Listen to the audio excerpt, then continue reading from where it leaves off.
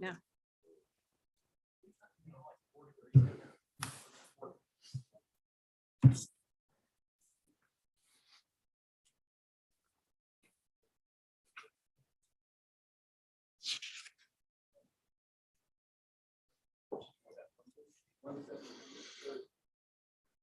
Looking down on the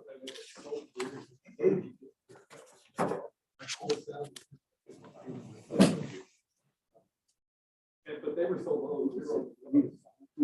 They were Tim know because I found another. No. So, Okay. So we just group it as a missing. Okay, all right. Thank you.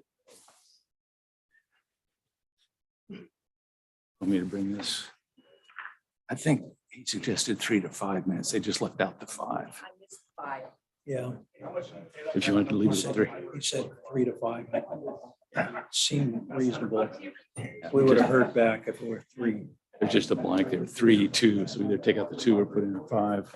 That would be a He correct. said 3 to 5. So yeah, just tell them there's some clerical errors and yeah. Approve as amended. So do we do that right at the beginning? Just when you come to on your agenda, when you come to approval of the minutes, Yes. just note that there was some clerical errors. So please make a motion for. Well, we've already passed approval of the minutes. We went to number 9 and we're doing presentation. I gave you. Well, is there a new? Right, I think, I put some. The new minutes, you want the new minutes? I mean, agenda. This is your agenda. Oh, okay. Got it. And then note as it's. Not work off last night. Yeah, mine was just sitting here. So maybe you put this book on it. Might be under here. No, you know what? I probably put it in the briefcase Ah. because I was cleaning up some of the mess. There you go. Have we met yet? Rod, I don't know if we have or not. I've been on this committee several years. Yeah. Joe Barker. Right, nice to meet you. Yeah, so. Yeah, Zoom the last couple of years, so. Yeah, Yeah. Yeah. actually, oh, here it is. Okay. Yep, I got it. you got it. So do you, is Okay. this yours? Yeah. Yeah. Grab I it. thought you said 5 minutes will be fine. This is 3. I know, but we're gonna amend that. 3, 2, 5. This is a lot less intimidating. I Yeah, walked in here last night and I'm like, oh my God. Oh, yeah. I think I could take my mask off today.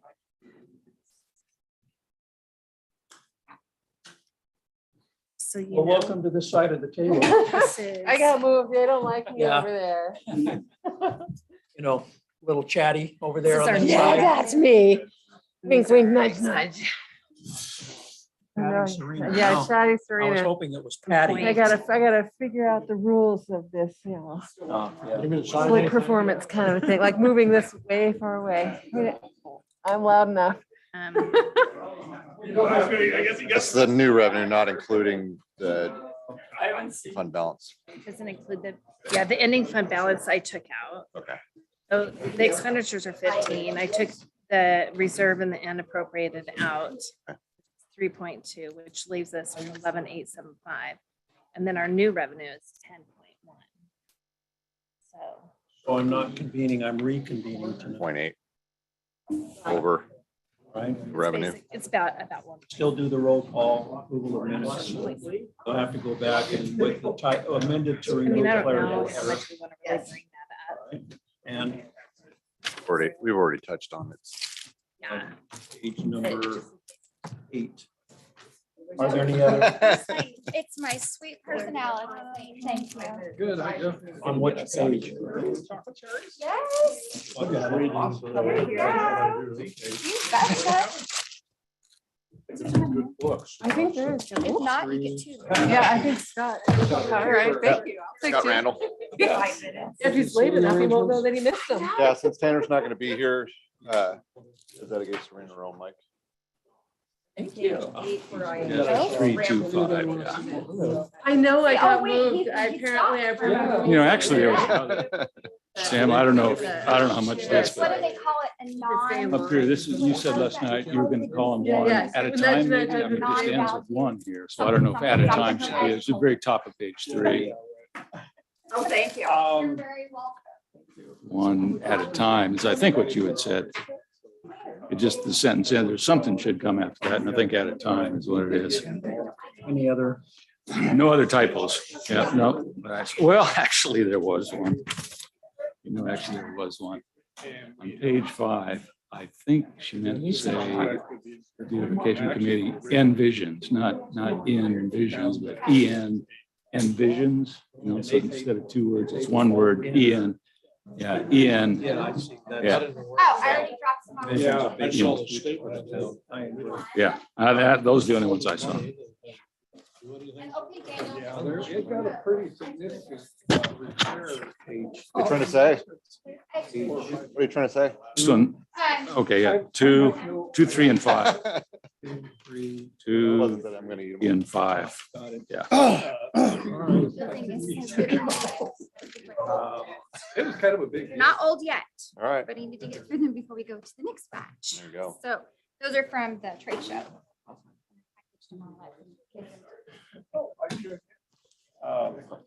Thank you.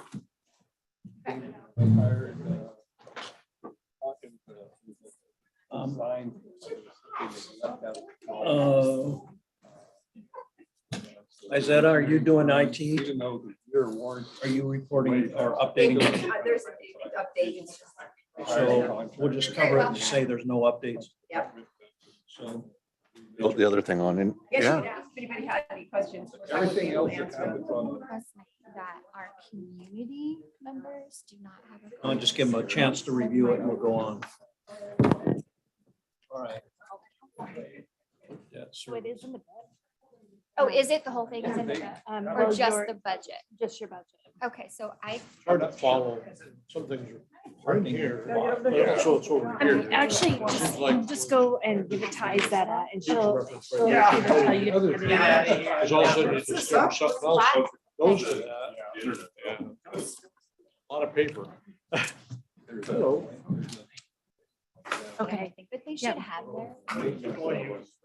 I'll go- Yeah, just go give it. I don't How have many? it. yesterday I had.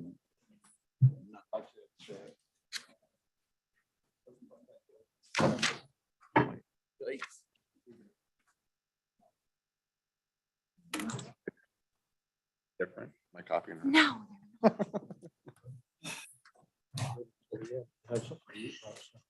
That was big.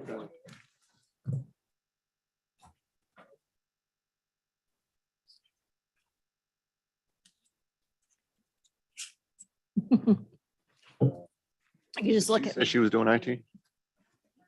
you got it?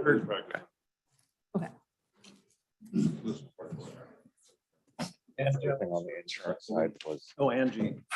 that's what I ever last year.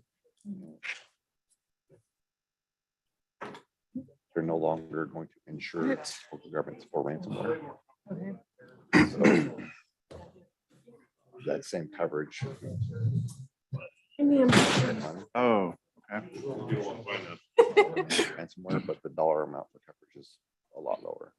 I received No, this prior. that's what we and I need don't think that you for guys. two, which is a bunch of other software and hardware stuff. Thank you. Yeah, and so at least the cyber is going to to be lower. Doesn't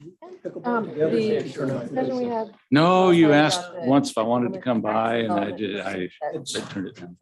That we Last 2 considered that we years, didn't I have. took care of Where was that. that line item in the? Prior to that, I had a knee surgery. It's not in the. It's not in here. It was discussed. No, there was an EOC or something like that, $15,000 and $25,000. That's under economic development. Yeah, economic development. And I And used if to you play 10 look games on a that night. page, I go home and my if you calves turn would have to cramps. I thought I'd marked it. but maybe- page 46, 46, So now after 25 three, for Main so- Street, Yeah, and then that's the 20. one. that one. So anyway, Are you improving all the time? Are you gonna be able to? little step by step, Yeah. little by little. Yeah. Yes, I love the game, but I've lost the skills. I can't place the ball anymore like I used to. I can't Now my serve. brain is all numbers. You don't practice.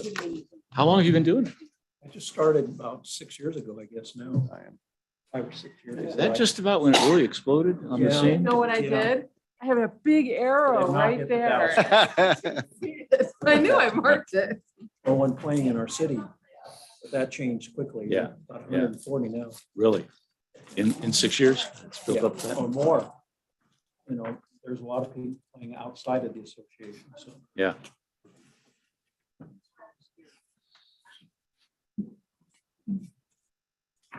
You're 2 minutes away. But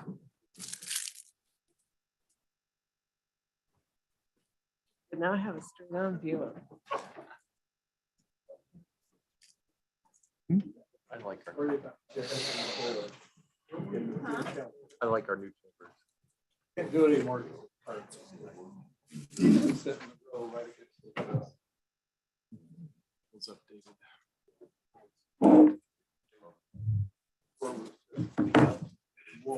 Correct me if I'm wrong, you're our insurance vendor. No, where do I know you from? Retired, just this committee. I've been on, this is probably my, it's at least third, if not fourth year. So what did you do during your career? There you go. That's why you're detailed. Yeah. My son's a lawyer. Where do you live? My son lives in Nashville, Tennessee. And he worked for the Albany Supreme Court before that. I said it. The second You do coffee? appellate court in Manhattan. Who was he? Can I help you? Yeah. Yeah, very And cool. then before that, he was at Asheville, North North Carolina. Carolina. That was a good one. We loved going there. He must have gone to school in the East. He went to Harvard, and then they recruited him to Northwestern, and he graduated at Northwestern School of Law. Right, Chicago. Chicago. North Chicago. And then took his New York bar and passed, and now they required him to take the bar in Tennessee. He just passed that 2 weeks ago, so. He's been out of school 2-3 years. Yeah, we moved everybody around. If you got two Tanner's clerks. not here. We gave, Tanner the mic. Great. Very cool. Yep. That's neat. Everybody gets their own mic tonight. So he's Rod. defending death row anyway, so he's committed to 3 years. Wow. That's- Yeah. You know, he's done the defense, he's done the prosecution, and now he's back doing this, just Thanks. building his portfolio. Wow, that's admirable. Is he going to come back to this part of the country, you think? His mother would like him to. Yeah, sure. No, thank you. He doesn't Nope. like the East Coast. Probably midnight last night, so I kept drinking. At university, he went to Boston University, but he was a musician, and he got his master. No, thanks. Thank you. Yeah, that'd be great. No, I'm good. So he went from being a musician to defending He death called me row. and said, Dad, I'm going back to school. And I said, well, you're in school, you're working towards your PhD in music, composition, and he was in composition theory. And he said, no, I'm going back to law school. I just shook my head. That's one extreme to the other. I'm not paying for it. Yeah, that's one extreme to the other. Musician to law school. He did. Line by line, so. My son has always been one of those kids who just had to- never gave me a problem. I'm looking at. the one Very that cool. He's just always been he's a great kid. I weigh in on. Love to meet him if he ever gets his He's brother. coming back in July. Yes, ma'am. Okay. The other question is. Good evening, and welcome back to our second day of our budget review. Since tonight's meeting is a continuation of the previous meeting, we'll forego the Pledge of Allegiance, if everyone agrees with that. All right, so last night we finished off our review, and we're looking at technology tonight. Yes? Oh, yeah, let's do the roll call. Thank you. Roll call. Randall, Present. Vaughn, Present. McLaughlin, Present. Rod Runyon, Dan Richardson, Present.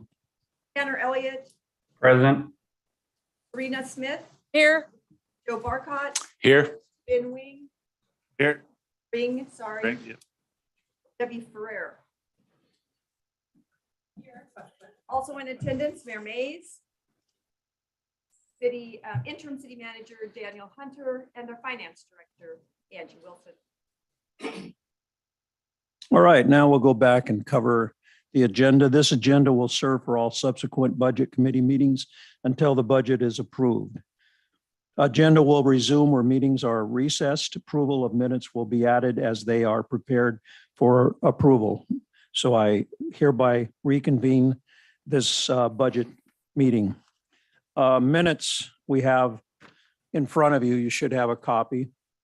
We've found some typos or clerical errors that we'd like to correct. And on page 2, instead of, he suggested 3 minutes per person, it's 3 to 5 minutes per person. And we did accept 5 minutes per person. On page 3, at the end of the sentence, and they would be called one and a continuation at a time, period. And on page 5, said the beautification committee envisions, instead of I envisions a big, bold future for the town they love.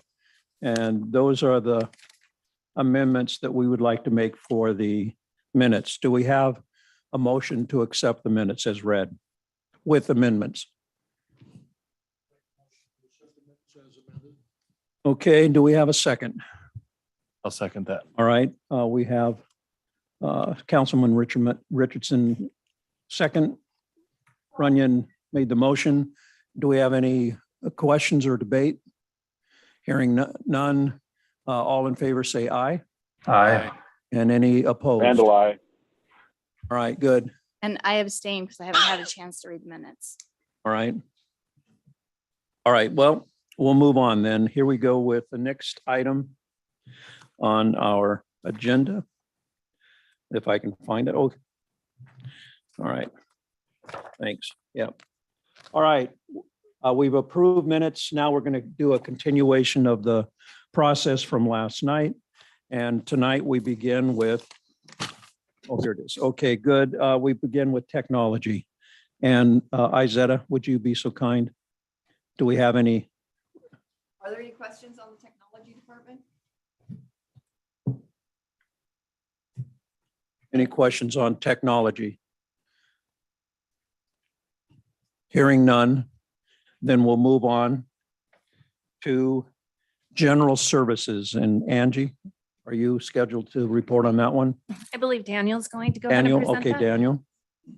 The general services are personnel and services that provide maintenance for city facilities. Really, the only change in this fund is under the park and dock maintenance line. And there was previously in that line 15,000 for graffiti paint. And that's largely been replaced with the general maintenance plus vandalism repairs, and then bark replacement at the park, which was removed. And so that's why that line is less than in previous year. Other than that, no significant changes. I would like to just state that at the bottom on the capital outlay, and we do have the replacement of the Bobcat. Thank this you. year. Bobcat this year at 49,000. Such small print. 49,000 for Bobcat for general services. I couldn't tell you what year the one they currently use is. However, they use it during the summer for spreading flower bed or planter material, and then in the wintertime they use it to clean the sidewalks and parking lot of snow. Okay. Are there any questions of Daniel on the proposed budget? Just one. All right. Why is liability insurance 108,000, or rather, what does that cover? So that's going to be general liability insurance through city county insurance services Or or general liability for all city facilities that are not covered under public works. thank you. Any other questions? All right, then let's move on to other uses. Angie, I believe you're going to report on this one. Yes, thank you. So this evening we have the Main Street tourism. We have budgeted 40,000 as previously budgeted. We also have the tourism budget. This is the chamber's budget. I believe Lisa provided each of you a copy of the detailed annual report along with the budget. They're proposing $426,702 this year. That is an increase from the previous years of about, I think, 180, somewhere around there. We also have the Mid-Columbia Fire and Rescue. This is an item that we pay annually regarding the Enterprise Zone Fund. And we still will continue to pay this for 13 years or until the debt is paid off. We also have the Northern Wasco County Parks and Rec. Last night we spoke about, Mr. Richardson brought up the line item on the revenue side, and we budget separately on the revenue, and then we pay them out. And we've budgeted hoping $323,690 for them this year. The street fund, if you look in the previous years, we have been giving the street fund $300,000. We started this, I believe, back in 1819, and we transfer these funds to the street fund for them to do capital projects to improve our streets. And we're budgeting $450,000 this year. And then annually, the airport, the city and Clickitat County share the airport, and we transfer over $65,000. And Clickitat County also transfers over $65,000. As Daniel mentioned last night in the budget message, we strive to do a 10% contingency, and I proposed a 10% contingency of $950,493, leaving an unappropriated ending fund balance of $924,727. This balance actually gets us through to the next year until our revenues start coming in, and that would mainly be the property tax revenue. At the bottom, you'll see the reserve for future expenditures. I believe this is the third or fourth year that we've done this. And we are budgeting to have $2,287,711 put in reserve for future expenditures. So this money sits here at the end of the year. It falls into the ending fund balance, which goes into the beginning fund balance to be budgeted for capital projects or other items in the budget. Does anybody have any questions regarding the other uses? Really quick, so if we did have a shortfall with the tax income or something like that, then this is an area that might Yes. make up for that? Yes. Okay. It is not new revenue, so it's money that we've set aside for reserve for future projects. It's been set aside historically with the intent of possibly doing the underground utility project. What restrictions might there be on that money for using it for other uses? So right now we're the only restriction would be is if we put it in there, it's just reserved. We can't get it unless we would do a transfer, and we could bring it in with a supplemental budget.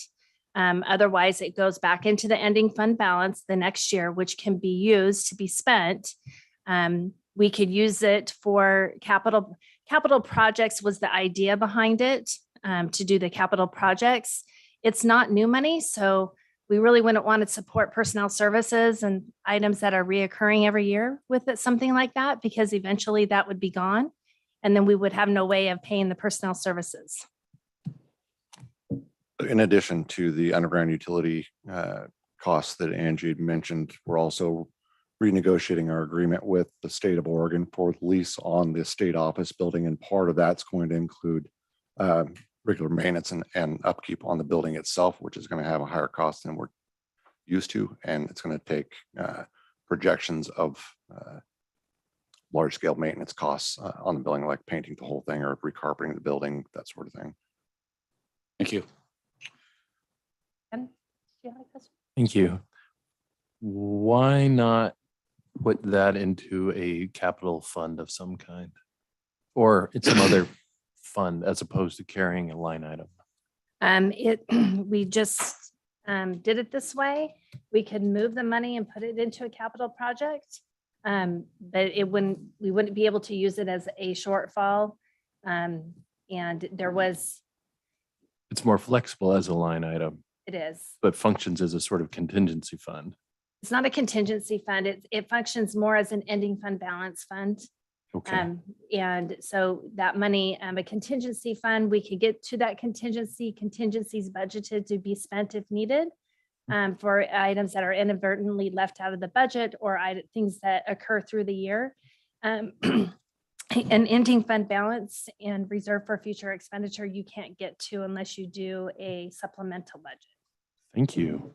I have one other question. This would be for Dave, who's sort of hiding behind Mr. Barcott there. Perhaps because there's a 50,000 or 50% increase in the street fund. Dave, I'm being facetious. What's the capacity in your opinion? How much money could we spend in a given year on our street maintenance? Could we like oversee contract? There's got to be a finite amount, right? It's probably a little bit longer answer, and with your permission, we're going to talk about that in the street fund presentation in just a few minutes. Thank you. So if it's okay, I'd like to defer that. Yeah, you bet. Other questions? If not, we'll go ahead and move on to the library. Oh, wait, yes. A question, but is it appropriate to put the, you mentioned the chamber, you mentioned Main Street in that discussion there? Large requests and whatnot. Is that appropriate to put those on the whiteboard? I don't see them up there now. We can't put those, Nick, could you please do that? So we have an option this evening. We could, since we are finishing up with the general fund right now, most of these items, except for the first item, that's the library, is the general fund. So we could talk about all of the items that are on the whiteboard right now, since it's fresh in our mind, or we can continue just adding to the whiteboard and come back to those items later, whatever everybody would like to do. At some point, I just I would say come back as well. didn't want to forget them. Okay, so we'll be moving forward with the library fund. The library is a completely different fund from the general fund. So it has its own fund. So we'll be moving forward with that now. Good evening, everybody. Could you bring that mic a little closer, please? There you go. Perfect. Good evening. That's So the library budget is basically, too close. There you go. library budget. Now, How's that? just perfect. The library budget, for the most part, is the same as last year, except for 3 big ticket items. 2 of those items are one-offs for this year. The other item will continue to be an expense for the library. So the biggest expense for next fiscal year is the library district and the library board want to buy a outreach bookmobile for the library that would service the whole district. And so that's $240,000 in next year's budget. And as part of that, naturally, with the price of gas, I had to figure quite an increase in fuel cost and insurance costs for the library van. And as part of that service module for the Wasco County, we're gonna turn a half-time position into a full-time position. So that position is going to be courier, outreach, and bookmobile. So that's going to be about $80,000 a year. So that would be a continuing expense. So the library district and the library board really felt strongly that this was something the district wanted to do. So the library board okayed giving the city of the Dalles more money to accommodate the outreach vehicle and the full-time staff person. And then the next big ticket item is, I guess we're jealous of the city of the Dalles' new website. So when I started almost eight years ago, Our website at the time was pretty outdated and we upgraded it. But it's been a while and there's a lot of issues with it. Maybe you don't see them, but we sure do. And so we're going to do a website design next fiscal year as well. So there's $50,000 in the budget for that. So those are the three big ticket items in next year's budget. For the most part, everything else is pretty stable.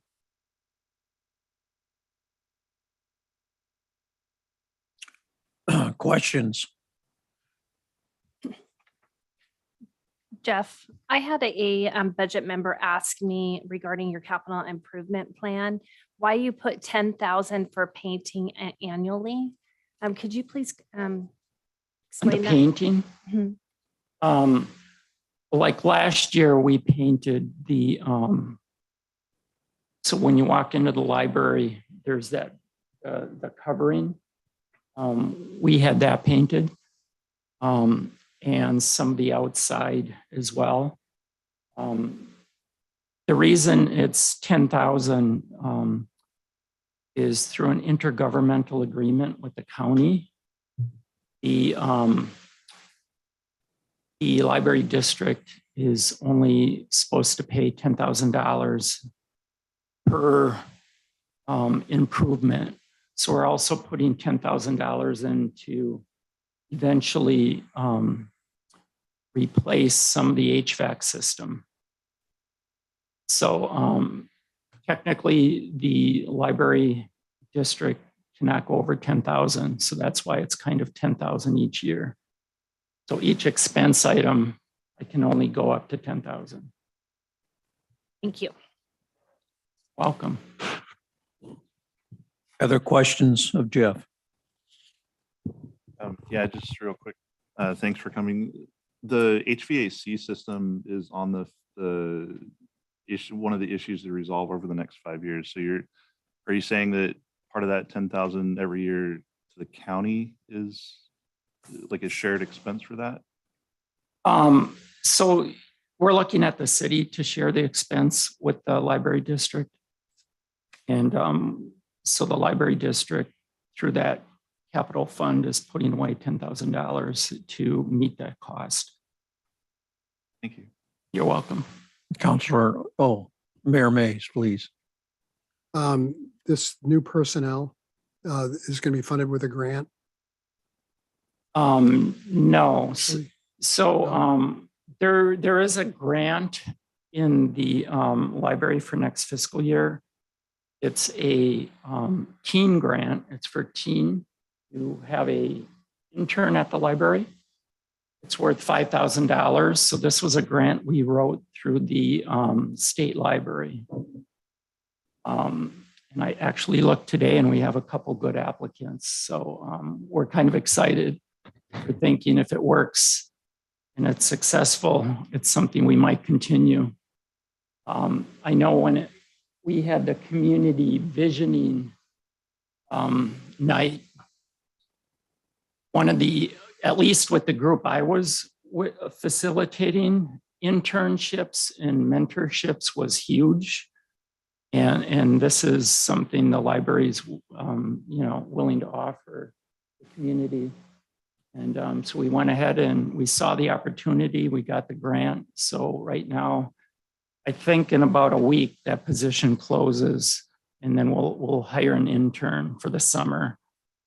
So that's just a temporary summer grant for a teen intern. The actual position that would man the outreach vehicle would be a full-time job. So right now that position is not filled. I have a half-time courier position that is not filled. During COVID, we couldn't do a lot. We couldn't go into like any assisted care facilities. We were pretty restricted in what we could do. So we decided not to fill that position. I run down to Dufferin Maupin once a week to deliver the books. But this, that position's being turned into a full-time position. And then the the outreach vehicle would be manned by that new employee.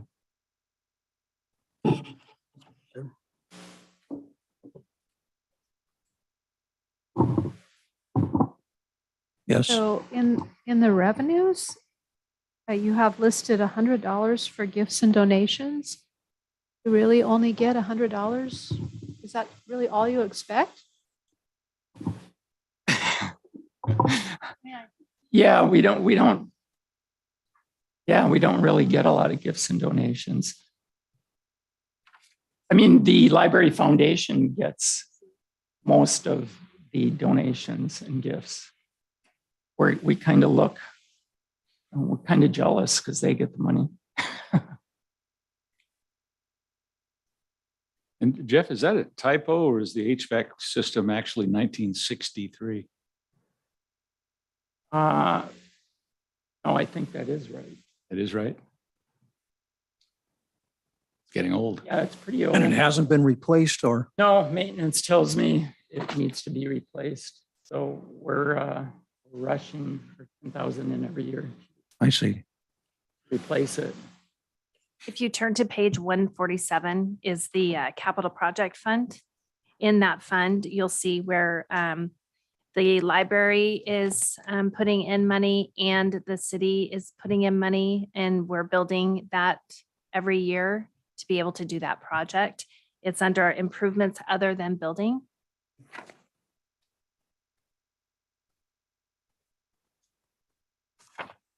Page 147. Are there any other questions for Library Director?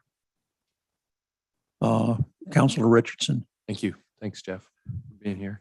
Wi-Fi hotspots, that's an ongoing, a recurring cost? It is. What is that? They're extremely popular. Yeah. We're circulating close to 150 of them right now. No kidding.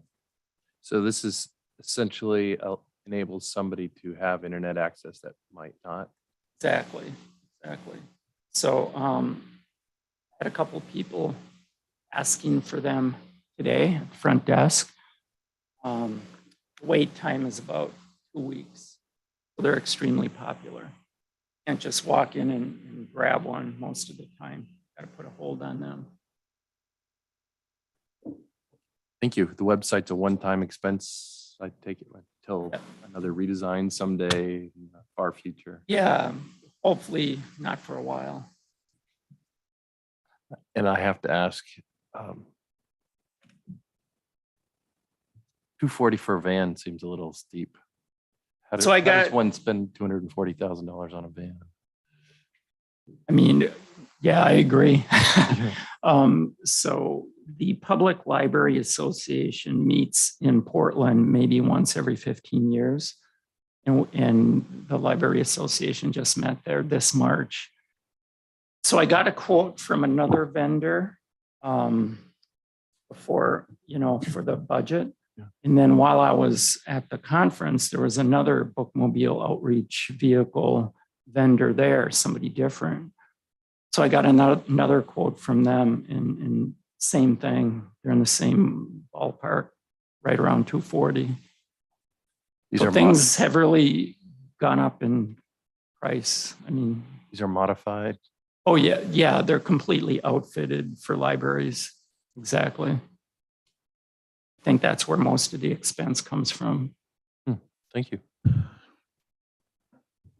I think the hotspots were vital during the COVID with school-age children checking them out for use for that application. Oh, definitely. We had families and college students. Just tons of students checking them out. Thank you for having that was a Google grant for some of those It hotspots. started with Google. They got us started on the hotspots. So for this fiscal year, they have not, they've decided not to support the hotspots. Okay. Now I'm showing, thank you. Any other questions? All right, let's go ahead and move on. In the agenda, I'm showing airport. Correct? All right.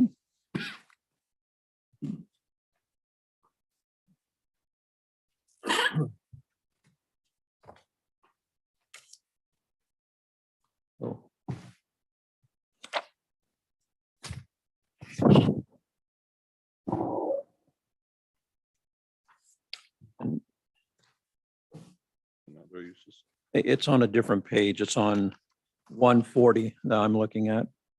139, excuse me, 139.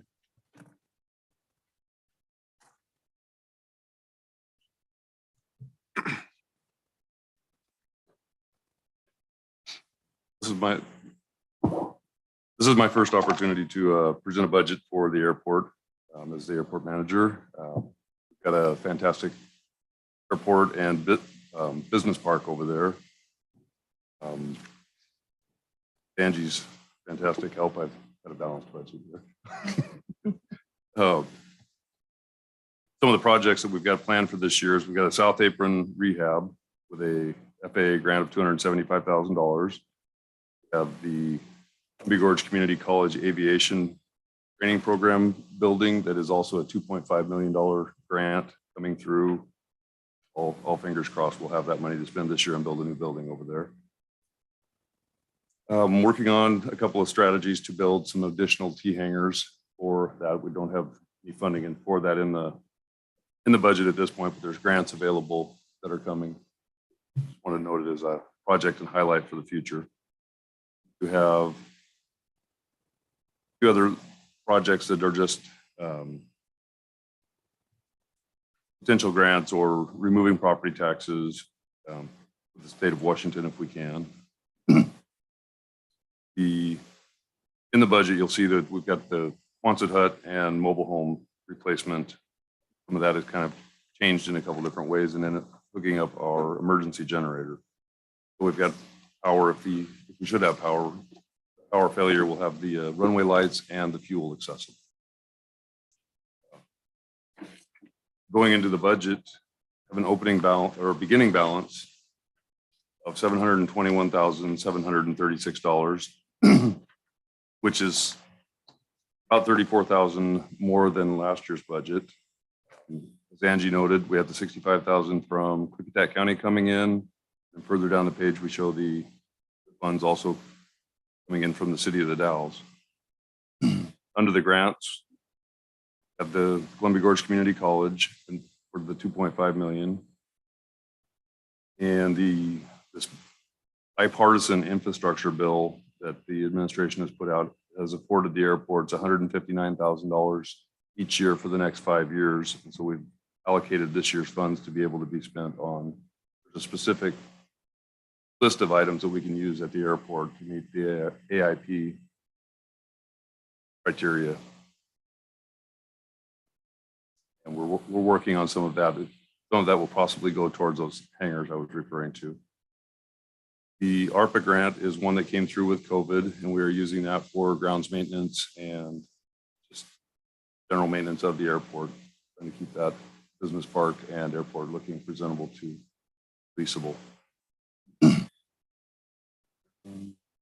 Which is part of we had a visioning meeting, and the number one concern for the airport from the airport board was the grounds maintenance and keeping the place looking appropriate. So we've allocated $50,000 to that, keeping the buildings and the grounds up, going after some deferred maintenance.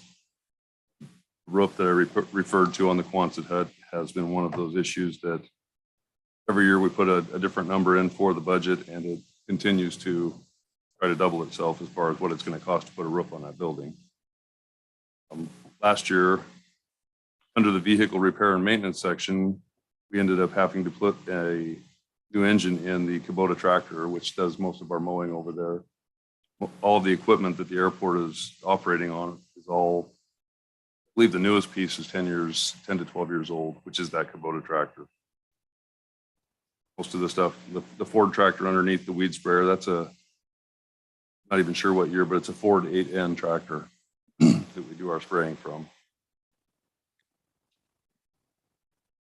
And so further down in that section of the vehicle repair and maintenance, I've added a equipment replacement fund of $10,000 just so that we can start actually having some reserves to do something with acquiring a new piece of equipment. And I've worked with Daniel and the other agency or the other departments within the city to possibly start surplusing some of the additional equipment from Public Works as needed.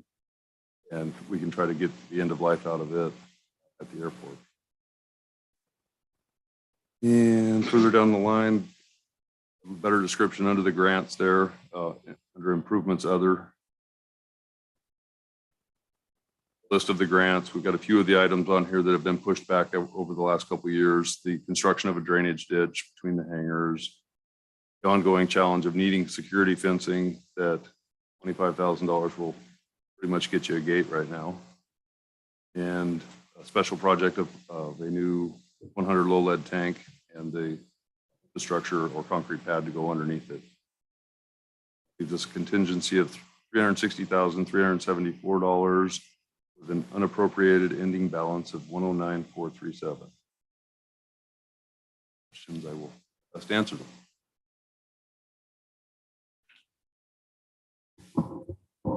Why such a drop from the unappropriated ending balance from 276 to 109? Right, calling on Angie to help me with that question.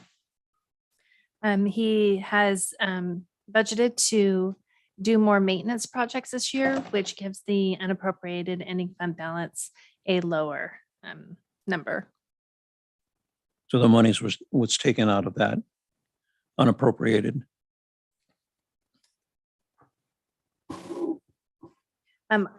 Since we're already on the airport, just a reminder, when we get back to the airport debt services, which is on page 167, we fund the airport debt with the hangar rental revenue first, and then it goes into the airport after that, after the debt's fully funded for his operating revenue. That will be taken up at a later time. Yes. Other questions for Jeff Renard? Yes, Mr. Runyon. Just a quick one here. So you click that county's 65,000 on page 139. It's not designated for anything particular. Cities is for a purchase of a fuel tank. Is there some reason why both not designated to a particular purpose, or just the way we divided it out?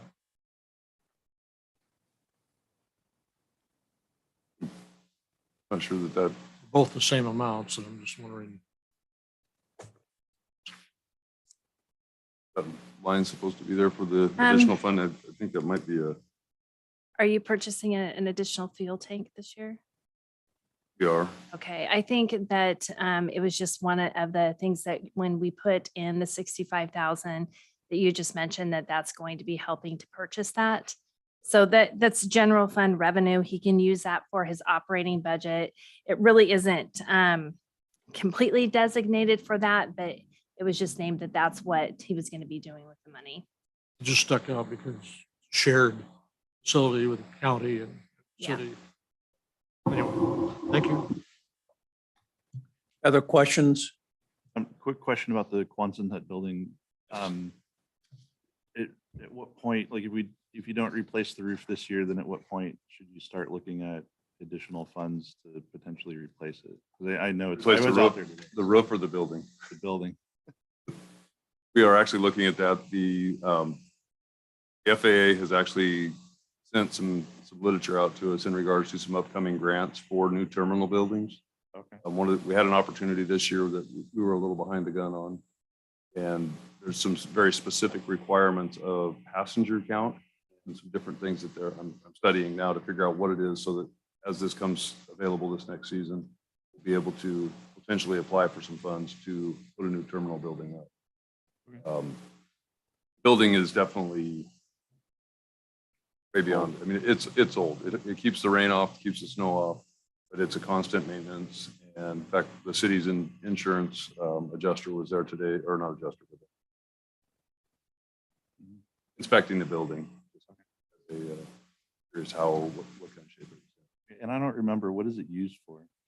It has 3 airplanes in it, 3 different tenants rent space inside of it, and then Y East Fire the office space.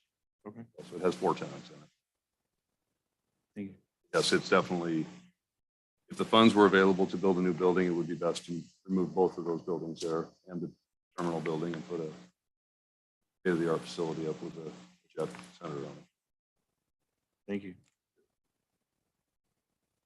Other questions?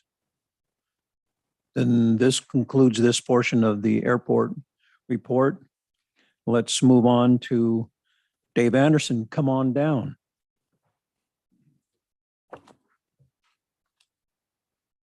You're the next contestant on the Price is Right. All right, Mr. Anderson. Thank you, Chairman McLaughlin and Budget Committee members. Get myself organized here. Those of you who have been involved in this process before, you're probably surprised to see me not show up with a big box of stuff. I finally retired the box and try to rely on the iPad where I need to.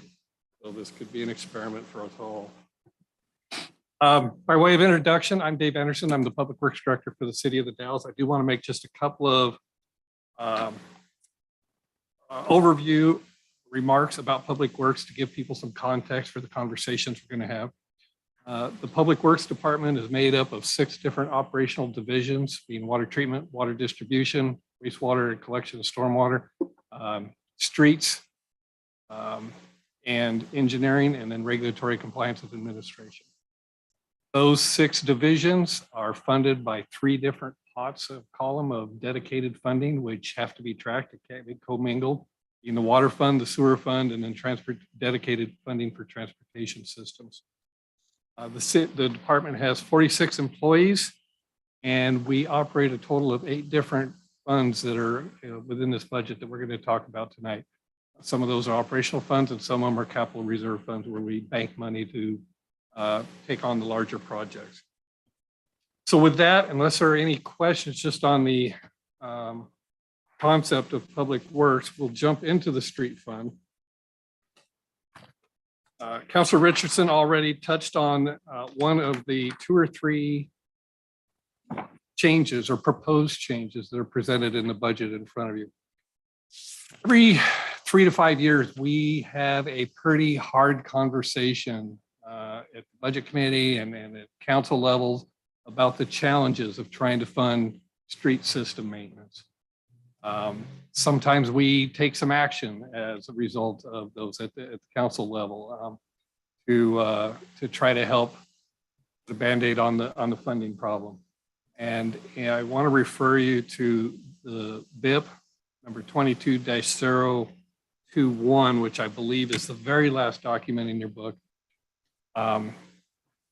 In that budget information paper, I've tried to provide a lot of the context and a lot of the history of the funding challenges, the funding experiences, the policy decisions, the directions that have been provided over the last decade or so, and provide a snapshot of where we are now, and then utilizing some tools that we really haven't had available to us before in terms of our computerized street maintenance program and the utilization of some pro forma financial sheets. We were able to run a lot of different funding scenarios to be able to answer the very question Councilor Richardson asked a moment ago.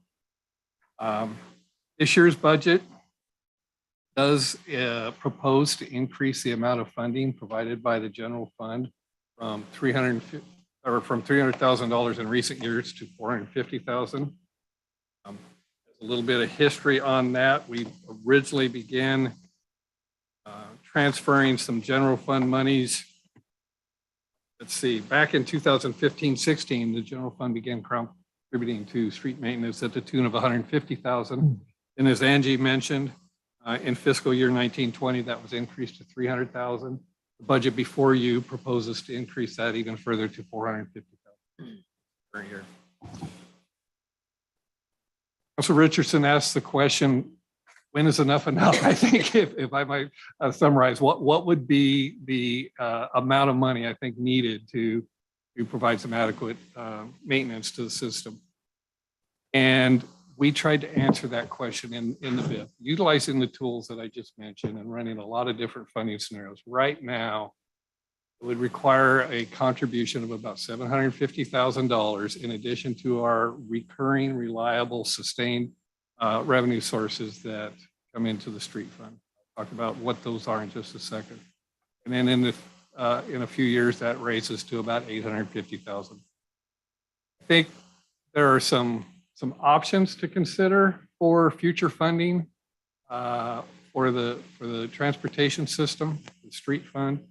We've tried to outline those in the BIP. I think they're probably, most of those conversations are beyond the scope of this budget committee, but I hope that they can become the basis for conversations at future council meetings. The issue, I think, really relevant to the budget committee we meet tonight is the level of contribution that we're proposing from the general fund, which I mentioned is a 50% increase over what it's been in recent years. I think with that, a couple of other concepts. We have, as a result of a number of things, one, we had a number of deferred projects due to COVID, expenditures that didn't happen, work that we didn't do, savings that occurred.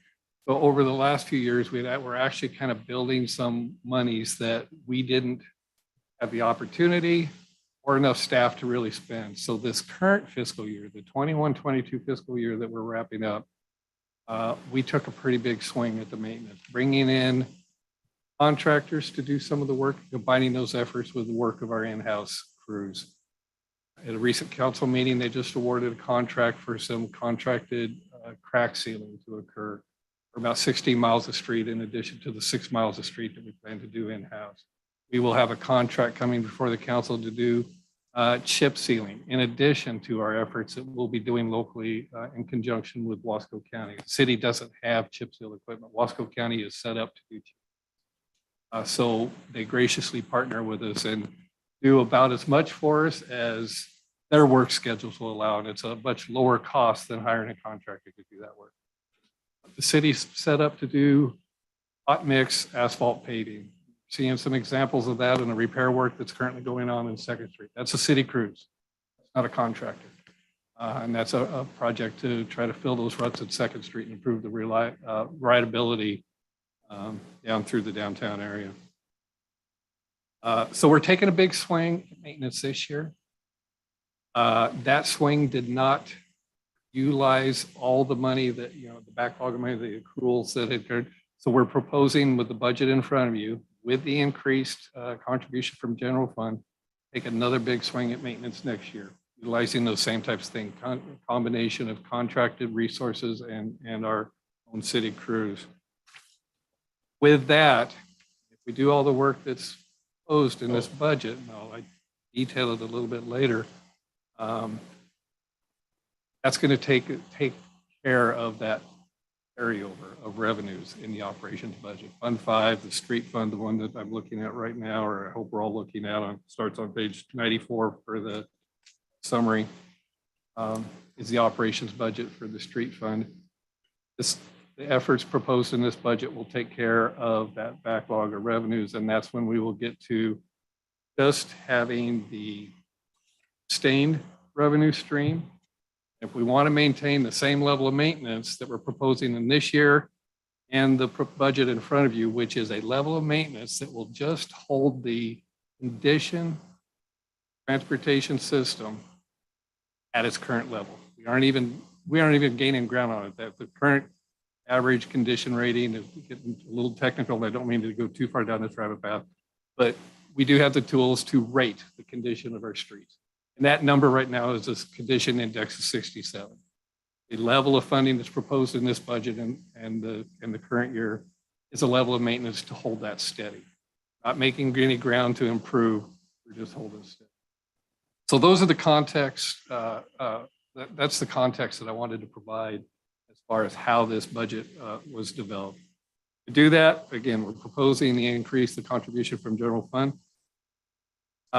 We have also our other primary funding sources for the street fund are from the state motor vehicle fund.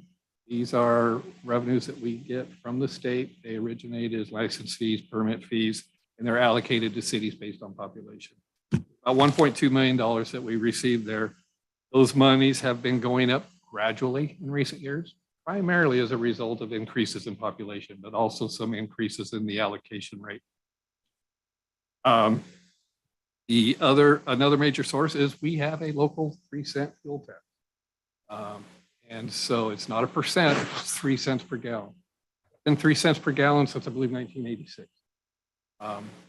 But doing a comparison of other cities that do have fuel taxes and some do and some don't. 3 cents is about the max that other cities have. There's a couple that were higher, and that information is in the budget information paper as well. But increase of the fuel tax would also require a vote of the people. You can't just enact that administratively. And then the third or fourth significant source is that of revenues to the street fund is that we actually assess our own water and sewer utilities 3% of their gross rate revenue and allocate that to the street fund for maintenance because of the impact that doing maintenance on underground utilities has on the street system, pavement cuts and things like that. So those are the primary sources of revenue. Like I say, they've held fairly steady with the exception that we have complete control over how much we decide to allocate from the well, we have control over how much we allocate or charge our water and sewer funds as well. So anyway, that is a summary of the revenue sources. That is, I try to provide some context of what the funding challenges have been. Please understand we're not alone in this. Every jurisdiction that does transportation system maintenance is faced with the same challenges. I even provided a chart at the end of the BIP. It shows Oregon Department of Transportation's projections. And as it's expected that some of these fuel tax revenues are going to decrease over time as drive less for a variety of reasons. Fellow commuting is one of those reasons. More fuel efficient cars is another reason. That fuel tax revenue is expected to decline over time. And the cost to do the maintenance continue to increase. Price of asphalt is certainly, and crack seal material is certainly closely tied to petroleum prices. When we see those gas and diesel prices go up, also understand that our material costs.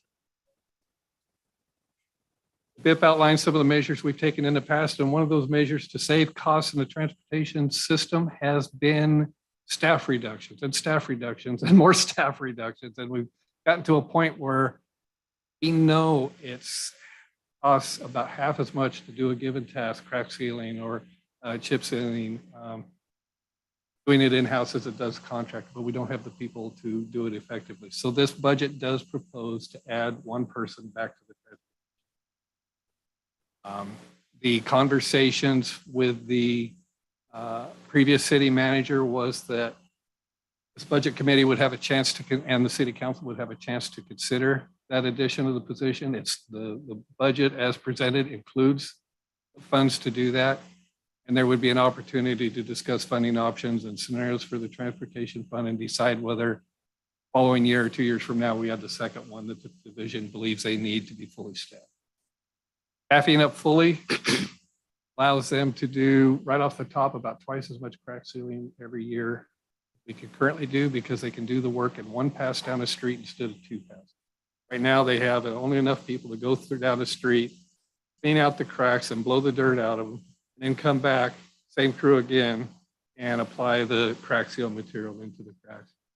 2 more people, we could do all that. We'll have both operations occurring concurrently and we can do it all in one. 2 more people, 1 or 2 more people will both significantly improve our winter weather responses and staffing during storm events. So those are the concepts that are presented. Again, only 1 additional FTE or full-time equivalent included in the budget before. I think with that,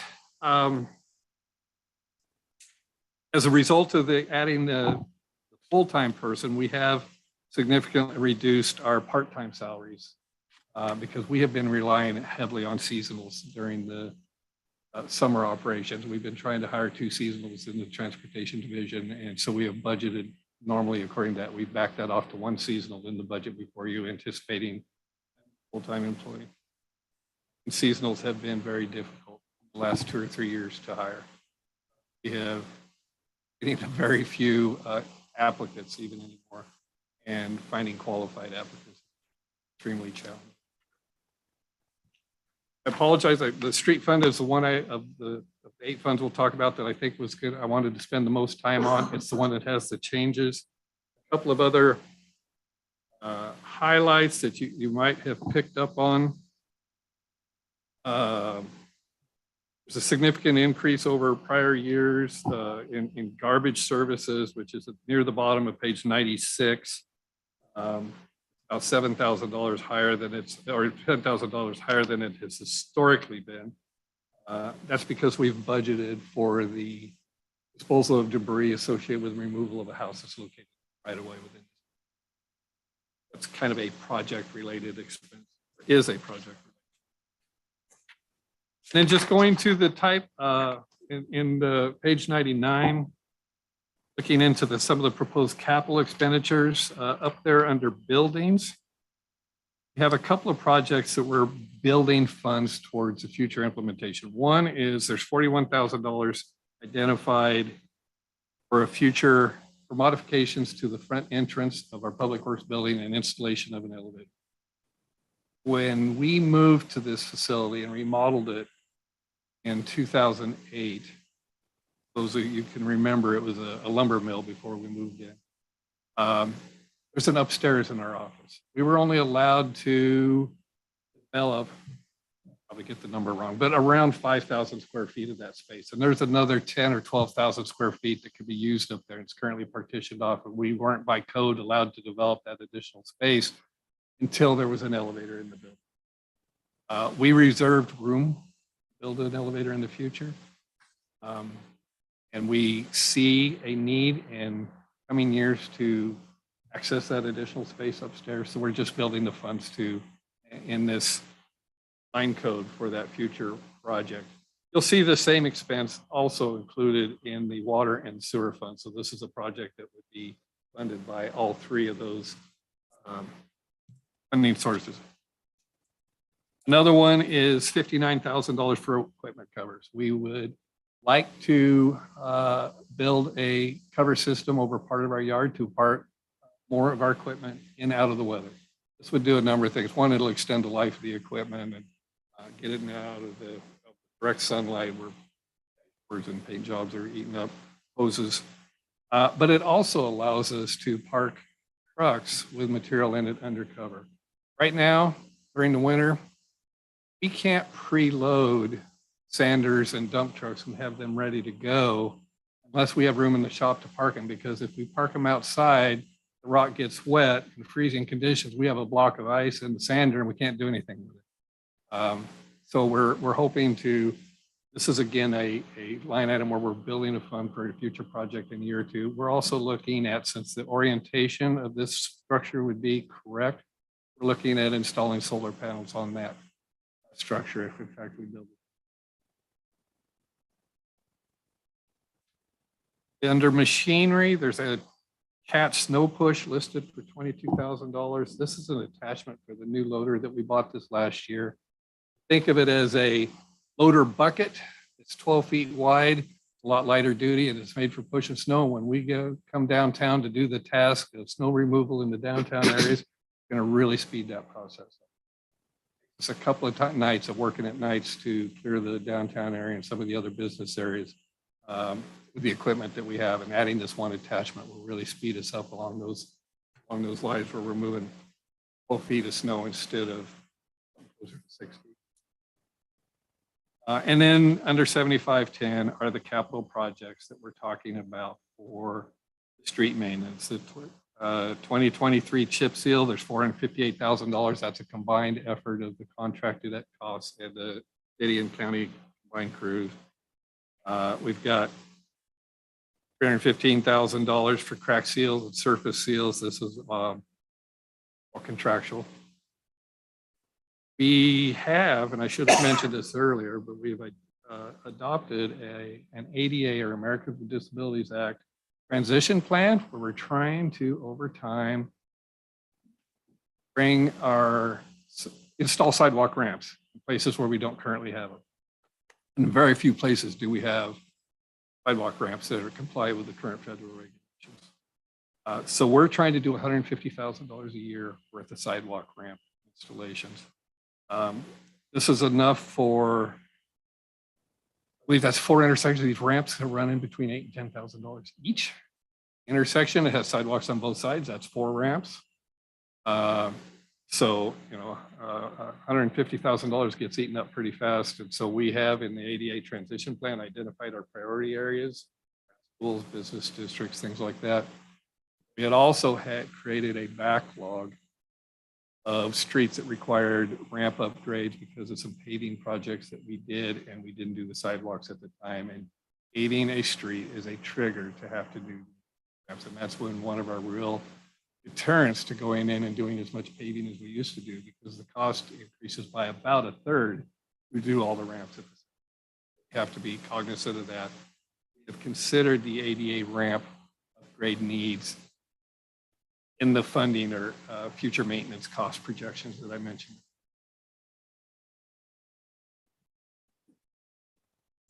Some $300,000 worth of concrete grind and, asphalt grind and overlay projects. And then we see another $150,000. Well, this is $150,000, not part of the ADA transition plan, but the ramps that we would trigger by repaving the streets.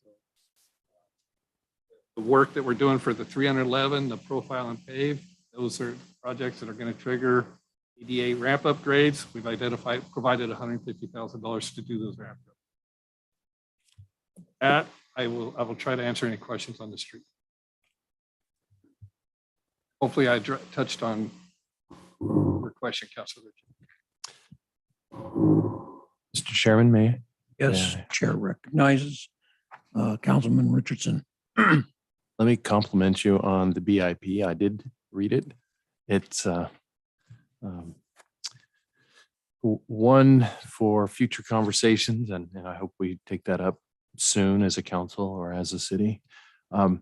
Actually, the question I had was not how much is enough, because that's somewhat in the BIP, right? Is how much can you handle in a given year? And I think you somewhat answered that as well. And so with the increase in staffing, especially if we get to the point of adding the second deputy, we're going to be able to bring more of this in-house. And that level of funding provided in the BIP would allow us to provide a combination of contracted work and else work to hold the condition of the transportation system at its current level.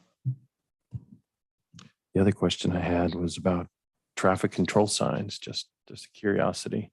And this is page 98, traffic control signs, 16.5. Are these just replacements, or are these more of those really effective LED signs? 16.5, these are just replacements. So the regulation, we're required to maintain a certain level of what they call retroreflectivity, how visible signs are at night. We go out and evaluate that every winter. We get caught up on a snow project, a winter storm response effort. Storm might be passed, we might be caught up with the snow removal, and we have people on 24-hour operations. We'll assign that night crew to go out and do the retroreflectivity surveys. And that usually identifies with us having to replace it. Thanks.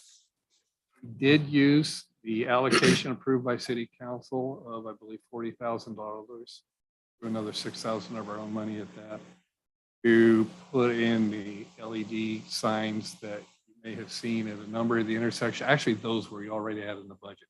We have plans to install at any more locations. We went back through the Traffic Safety Commission meeting minutes for 5 years.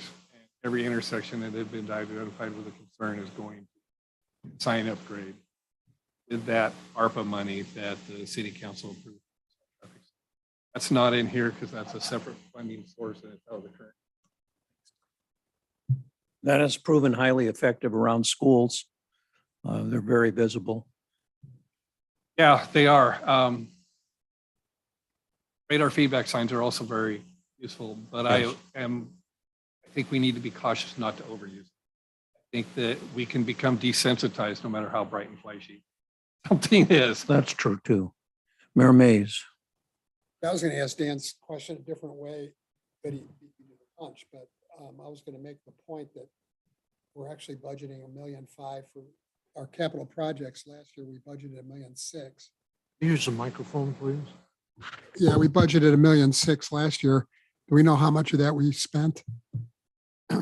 Well, we're not through the year yet. Right. Well, yeah, what's the projection? Well, the projection is that we're going to have, despite our, well, and it's not all savings from capital, but we're projected to have $961,000 beginning fund balance. Now, part of that, in the current year, we received $222,000 that we didn't expect from ARPA.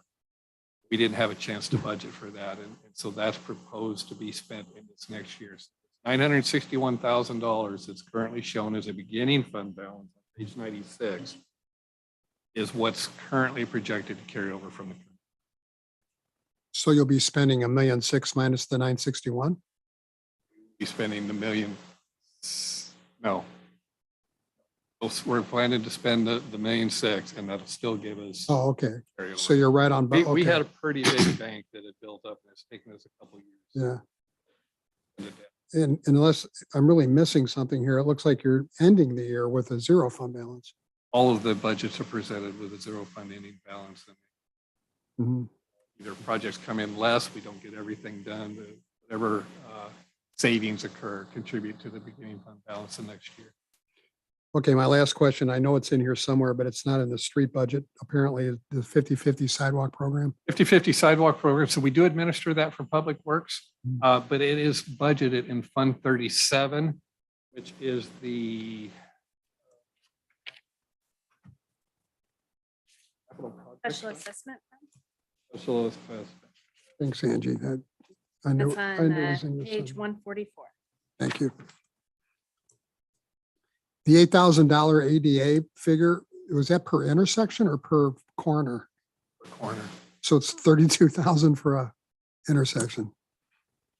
Been hoping that those costs would come down as contractors got better and more familiar and more experienced in constructing them to the new standards.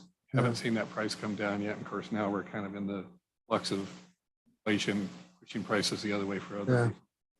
I can remember a couple of years ago when we went through this exercise, and this is probably the minimum we can do to comply with state law or the Yeah, ADA. when we adopted the ADA Yeah. transition plan and at $150,000 a year, it'd take us 61 years to get there. Now, we're kind of taking a double swing at it in this proposed budget because not only do we have the ADA transition plan on the high priority areas, we also have another $150,000 being triggered by street maintenance. So we'll be taking that'll cut us down to 32 years.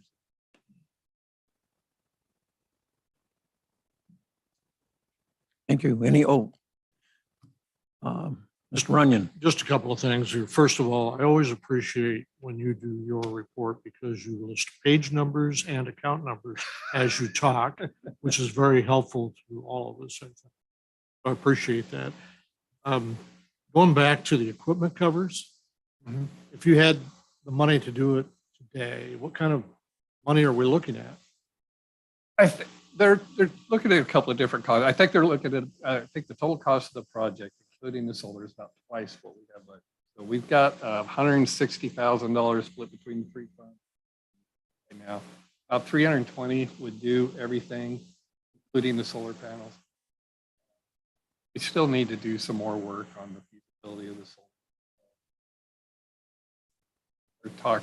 We are also open to the concept we may be able to do a portion of it now and get the cover in place necessary to put things like the sanders. But we're right now it's about last time it was priced about a 300. this sounds like that the preloading of vehicles, is in jeopardy because they're outside. So you got to bring them inside if you have room, et cetera. Seems like that's a real urgent item, not something to wait on. It should be done now. I think the only reason that we don't feel more urgency is we've operated the way we are for so long.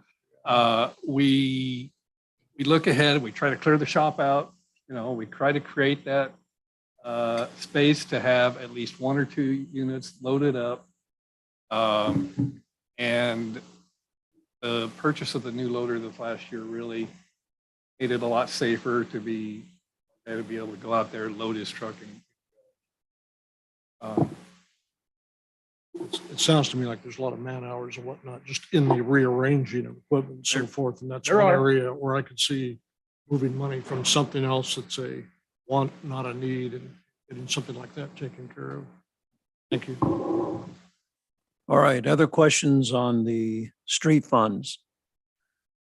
Yes, Mr. Hunter. If I could just have you briefly talk, I know we've talked about it years ago, but at what point does asphalt reach a price point where concrete then becomes the more cost-effective way? It's been a number of years since we ran it. We were pursuing a project, consider repaving Second Street, where we were having such a street that with concrete instead of asphalt. But I got to be honest, it's been almost 10 years since we did that analysis, and I don't think I would be able to provide very useful information on what the price point is. There are benefits. It's longer life, but there are some detractions, and that's that you have to work on an underground utility. It's more challenging to get there, and it's more challenging to patch back after. Thank you. That just popped into my mind as you were doing your thing, and I thought I'd bring it The up. questions on the street funds. All right, let's move on to water funds.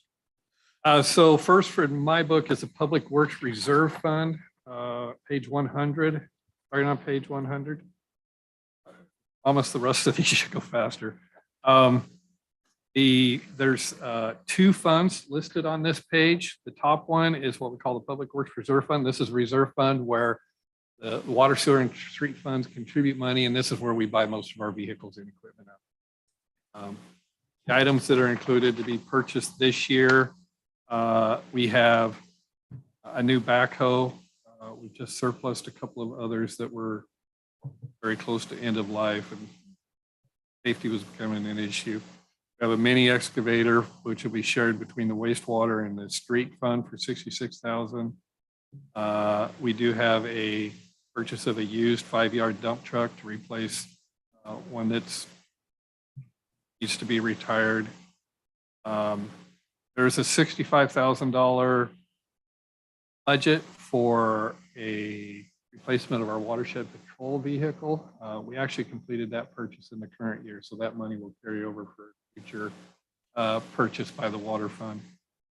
And then we've got a couple of service pickups, and we are building money. See a 10-yard truck and pup listed in there. For $300,000, we have $200,000 budgeted. So this is one of those examples where we're building funds for a future. The fund starting in the mid part of that page is another fund, which is a transportation reserve fund. This is a capital reserve fund for major street projects. We have Scenic Drive Stabilization Phase 3 project. This is a project that was budgeted at $625,000. It's going to be started in the current fiscal year. So we expect to complete most of it in the current year, and some of it's going to carry over. At the time we prepared the budget, we thought about $60,000 will carry over. We don't get as much done in the current year as we think we're going to, and more of it has carry over. We'll work through Angie, do a supplemental budget, transfer those unspent funds into the new budget into the new year, and that's the way we take care of those projects that carry over from year to year. And the rest of them or the next 3 are future projects that we're just building funds. Some of them are SDCs, system development charges. So there's restrictions on how that money can be used. And some of it is STP as a service transportation program. Those are funds we get from the state, Oregon. But included here at the last project listed under capital is $1 million for the West 6th Street improvements. This is a grant that we got from ODOT for 900 and, oh my gosh, I'm drawing a blank. I want to say $922,000, and so we have to pay $78,000 of that. So we plan to begin work on that project in this coming budget. Questions on those two reserve funds? Starting date for that. I don't have a starting date for Got yet. it. We're still in design. Got it. Why call out the scenic, sorry, maybe you mentioned this and I missed it, but why call out the Scenic Drive Phase 3 on the capital project? I'm assuming you've got a bunch of projects on this, on a list somewhere. So the Scenic Drive stabilization is installation of a retaining wall, north side of Scenic Drive up near Jefferson. We've completed the first 2 phases. This 3rd phase will complete the retaining wall. The 4th phase will be coming in and reconstructing the street and sidewalks in that area. The reason that we have broken it up, that we've been funding this project with the state allocated STP funds. We get about $160,000 of those allocated each year. We can bank up to 4 years and then we have to pull the trigger on a project or the oldest funds fall off the table. But we broke this Scenic Drive project up into approximately $600,000 chunks so that we could use those funds, and we're not using any of our other street maintenance revenues to complete that.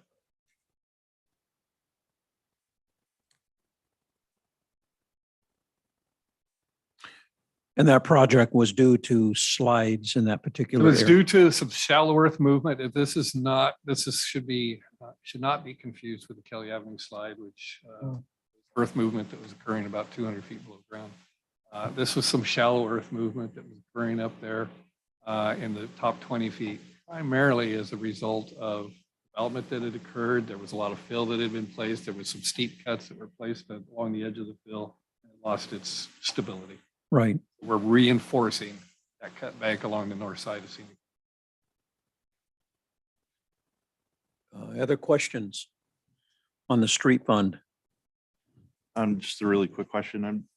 I'm not familiar with the estimate for the STC and STP eligible projects. Is that just the estimate for work that you guys are gonna have based on? No, it is, we collect system development STCs and STPs are allocated. So we collect so many of those each year. We try to estimate how much we're going to get until we pull the trigger on a project that utilizes those funds. What this is my estimate of what that bank's going to be. Okay. We can use some of these projects, for instance, some of these funds, excuse me, for the match on 6th Street if there's a growth element to the project. But that's how the SDC. Okay.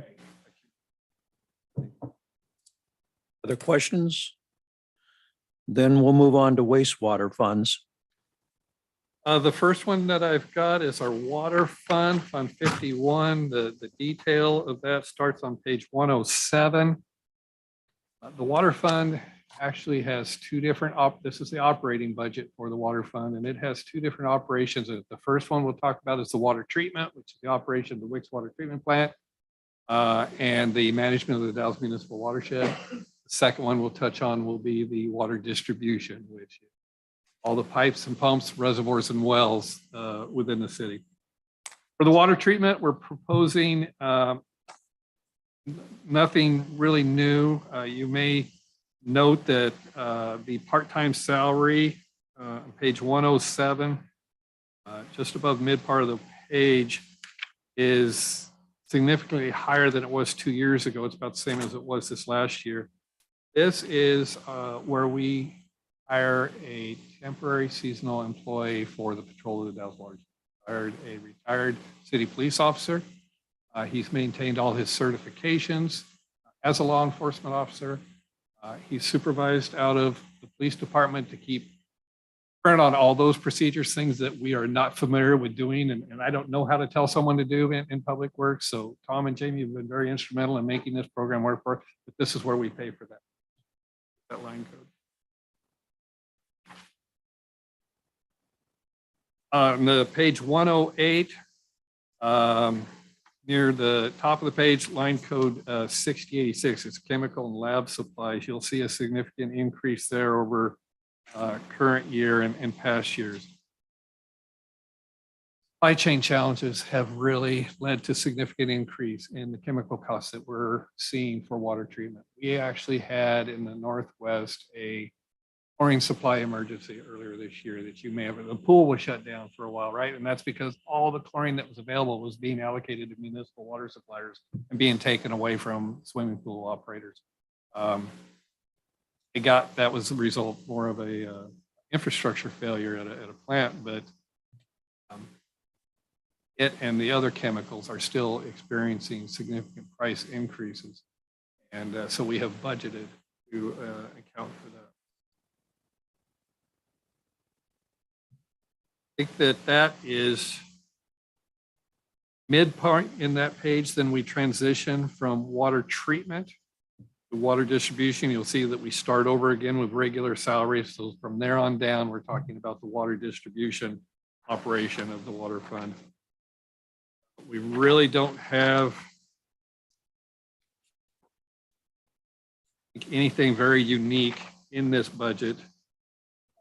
There's some replacement of some electrical gear out at the water treatment plant identified on page 112 at the bottom. We've got a generator out there and this switch gear that's associated with that. It's an old international gas engine that we converted to propane. It was there when I started working with the city at Hvac, and I just had my 34th anniversary with the city, and that's not a new engine when I started. So we've got some electrical upgrades, maintenance proposed to this budget. And that's on the water treatment side. On the water distribution side, again, I don't think there's really anything unusual to discuss, but I'd certainly answer any questions. Questions? Seeing none. It appears this wraps up the Public Works. No, we're hang with me, Tim. All right. I appreciate your eagerness for me to be done. Now, get a hook. We have the Water Capital Reserve Fund starting on page 117. This is the fund where we do our big projects. And of course, our biggest project in here is the Dog River Pipeline. The picture on the front of your books this year is the cabin at the intake for the Dog River Pipeline. And part of our project, we need to lift up that cabin, set it aside, do some reconstruction, and then put the cabin back where it currently is. So Whose picture is that on the? that is. That's Dave. So you're going to love this. 34 years ago. That is Vic Anderson and Paul Weigel taken on August 19, 1923. And I do not believe that's any relation. Now, where are you in this picture? David? Yeah. That's why sure not. I see. So we have the Dog River Pipeline is our highest priority project. We have a current cost estimate for total project of about $16.6 million. We brought in $9,030,000 in outside funding through a combination of grants, forgivable principal loans, or a forgivable principal loan, and low interest loans. We have a few other projects identified here in the page 118. Plan, since we don't yet know the total cost of the Dog River project, we're actually opening the construction bids this Thursday, so we're going to know a lot more after Thursday. But if we are still short on funds, we would look at deferring some of these capital projects as a way to make that money up. Or, with a very preliminary comment, because I haven't had a chance to talk about it with our new city manager, but the conversation with the previous city manager was it would be an opportunity to consider utilization of the 2022 allocation of ARPA funds. It would be something we wouldn't have to pay back, and we wouldn't have to defer a capital project if we were to utilize those. But I guess my point is we've got a couple of ways to meet a shortfall in funding if our bids come in higher than we're anticipating. Sorry, when are you opening bids? Friday? Thursday? And then this fund is also where we pay debt that the water fund, water utility has. Questions on water reserve fund? I trust you'll get something out to everyone, letting us know how the bids came in on Thursday. Curious about that? We Please, will. yes. We will. We're planning to bring that to the council on 23rd for award.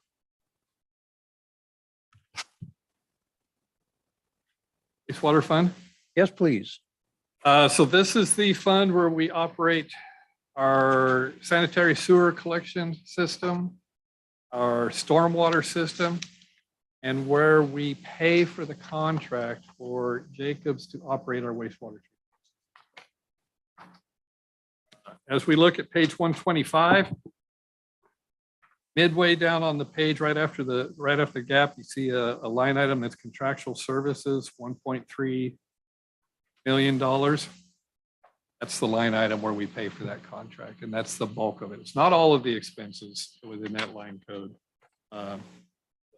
1.289, 1,289,912 of it is the contract to operate the way.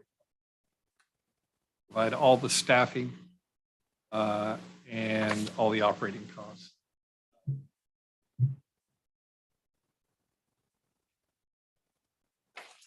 And with that, I don't think I had any other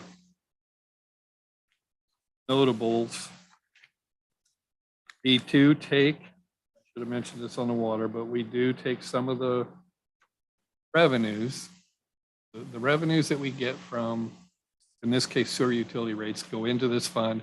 Some of those then, when we get to page 130, are transferred out of that fund and into the reserve funds for future capital projects. And that's how we build the banks for the bigger projects. So you'll see transfers to the general fund. Andy talked about those the other last night. We have transfers to the street fund, which I mentioned earlier is one of our funding sources for street maintenance. We have fund transfer to the Public Works Reserve Fund, where this is where we're building the bank to buy equipment that the wastewater vehicles and equipment that the wastewater fund is contributing towards. And we have $600,000 to the wastewater reserve fund, which we'll talk about next, and $800,000 to the plant construction fund, which is the fund we use to do improvements at the wastewater treatment. Questions on that one? Last two, I promise. The end is in sight. Page 131 is our sewer special reserve fund. This is where we pay for contracted projects on the wastewater collection system or stormwater system. Nearly every year, we bring to the council a project to do an annual slip line contract. This is where we pay for that. You want to note that there is no slip line project proposed or included in the proposed budget. That's because we have a couple of other large projects going on instead. One, you'll see 300, I'm on page 132, midway down in the page under sewer lines. One project is $300,000 are allocated to do sewer line work that's necessary in association with the 6th Street widening project that I mentioned. We had the $1 million grant. We need to be sure and replace a couple of the sewer lines out there or upgrade them before we pave over them with a nice new street sidewalks. We have a project to do sewer system improvements on Coveted Street ahead of a future street improvement sidewalk reconstruction project, which will be a pretty major one. And Coveted Street is certainly in need of it. But before we do that, again, we've got some undersized sewer lines. It's not a matter of just slip lining them. We also have some of them that are deteriorated. Slip lining won't work. So we're looking at the first phase. This will be another one of our phased projects, which would be 9th Street to 12th Street at Coveted for $1 million. And then the next two entries you see are related to West 2nd Street sanitary and storm. A couple of years ago, we did our first phase of the West 2nd Street joint utility project about Snipes out. We're coming back this way toward Weber. And we put in a storm system for the first time. We upsized the sanitary sewer lines to be able to handle the industrial development that was planned out there. This is the second phase of that. Can you upgrade?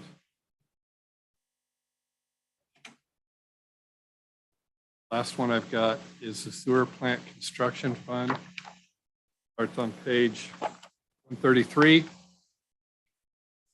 Again, as I mentioned before, this is a fund where we build the bank, make improvements to the wastewater treatment. We completed a significant upgrade and touched many of the systems at the wastewater treatment plant here just a few years ago. We still need to continue that effort and upgrade and enhance systems that we didn't touch that last project. And we still have a need to, at some point, consider the admin building. They're still, as their office building and admin building, they're using a job trailer from 1994, I believe, which was moved on site to the contractor to work out of, and we kept it. That's their office and lab, or the lab's not in it, that's their office. The lab is in a building, has some atmospheric challenges, and immediately next to the digesters where digester gas sometimes finds its way into the lab. So less than ideal situation. So at some point, not me, but somebody needs to be talking about taking on that admin building project. And those, the 8 funds I had to present to you. Any questions? Questions? Now, do you have anything to add or present? You got it. All right, this concludes your portion. Thank you. You may step down. Thank you. Thank you. Right, Counselor? All right, now we have that one done. Let's go to the capital improvement funds. And who will present? I'll be presenting. All right, Angie. So if we turn to page 144, it is the special assessment fund. The special assessment fund is used to fund our local improvement districts and code enforcement nuisance abatements that are assessed to property owners. This fund was created with general fund financial resources in prior fiscal years for the specific purpose to reduce the amount of fixed financial expenses associated with borrowing the funds. I believe it is the 3rd year in a row where we are contributing out of this fund for the 50/50 sidewalk program. And that is 50,000, which is in the capital projects. And that is the only thing that has really, we don't have any huge abatements scheduled for this year. So that's really the only thing that we have budgeted for out of this line item or this fund. Is there any questions on that? 50/50, that means the property owner pays. It's the 50/50 sidewalk, property owner pays 50, and then we pay the other 50. And the Public Works does the projects. Oh, sorry. We included a bit on that because we're proposing to make some changes to the way we're trying to run that program. It's been a bit of a challenge. Got great results, but it's been a challenge to administer. So we want to make some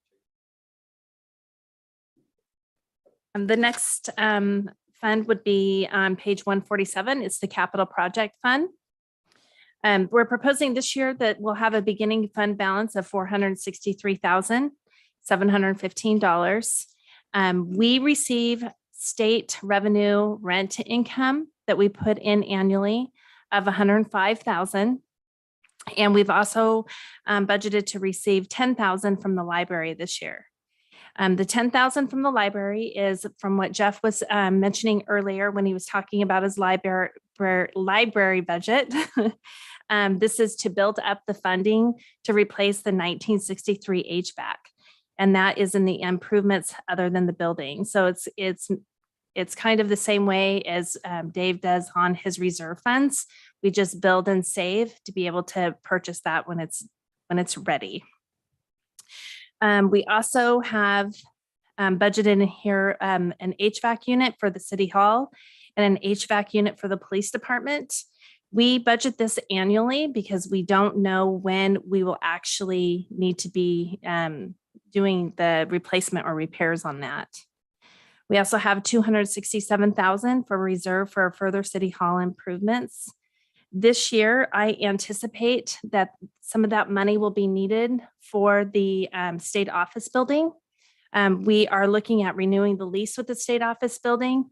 And in that renewal, the DHS and the unemployment department are requesting that we do some upgrades to that building. Would be interior, exterior painting, carpet, sidewalks, signs, landscaping, etc. Is there any questions on that?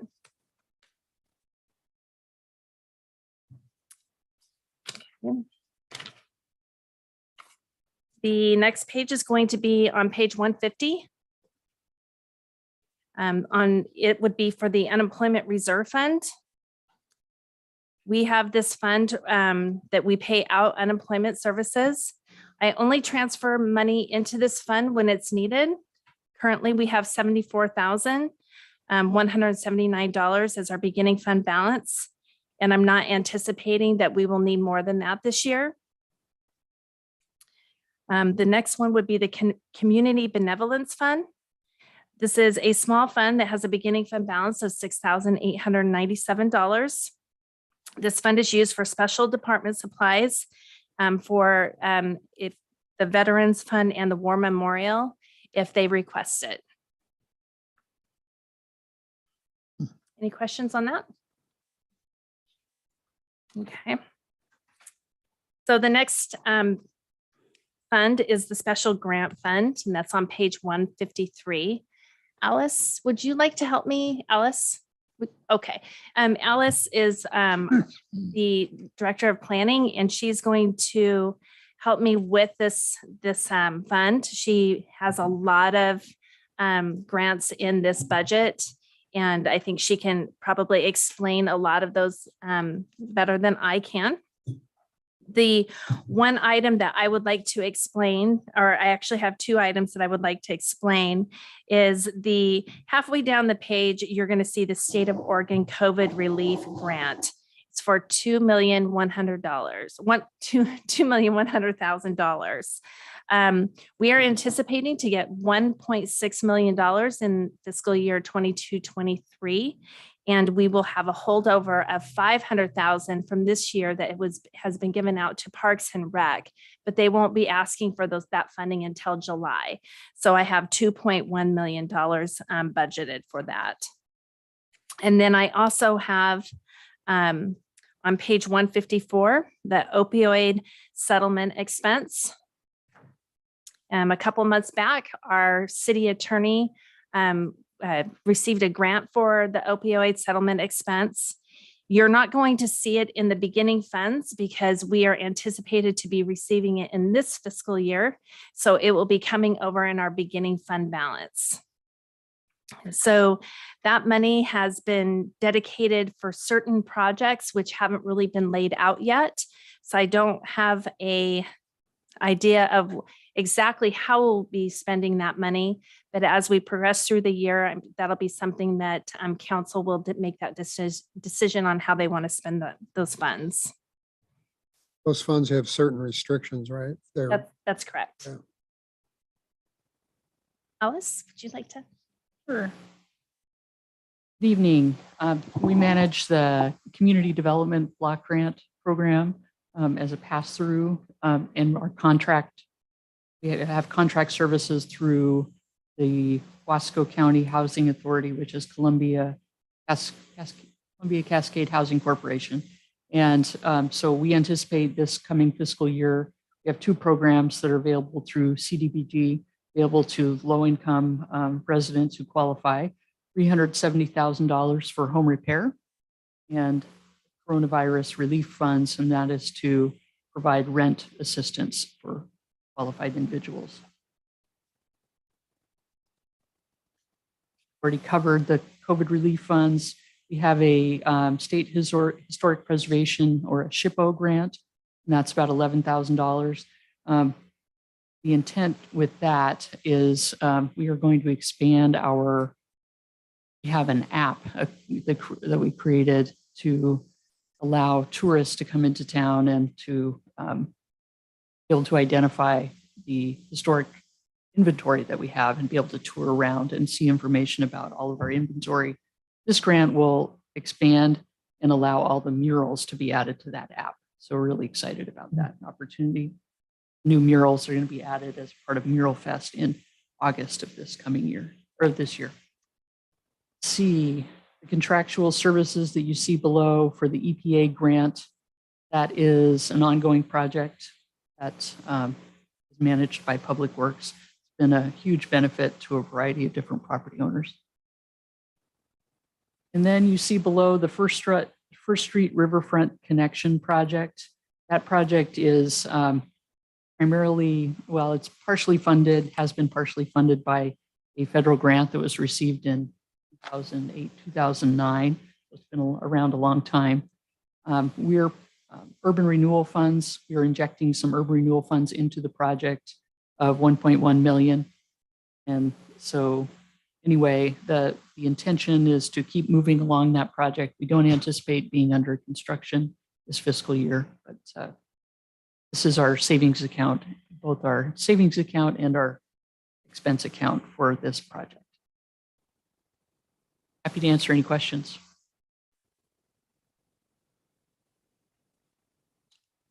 Thank you, Alice. Hearing no questions. Angie, back to you. Okay, on page 159 is the state office building.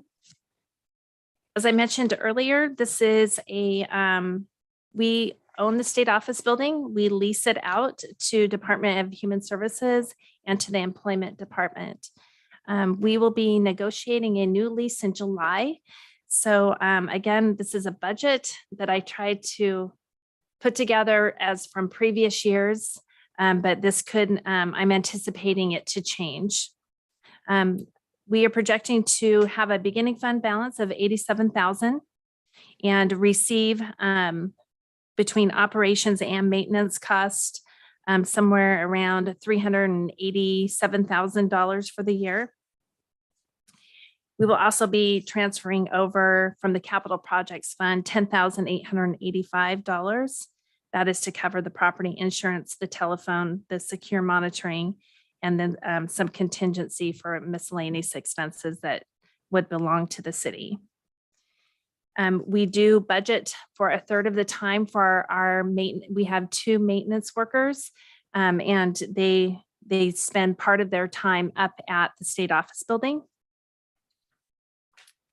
And then on page 160, we've budgeted to do 2 bathroom remodels. We've also budgeted to replace 2 of the HVAC units at $24,000 and then install an emergency generator for $125,000. That was actually budgeted for this fiscal year, but we were not able to get the generator in time, so it's rolled over into this next year. And then other improvements not identified of $14,000. And we left $60,000 in for contingency to help with cash flow. Is there any questions regarding that?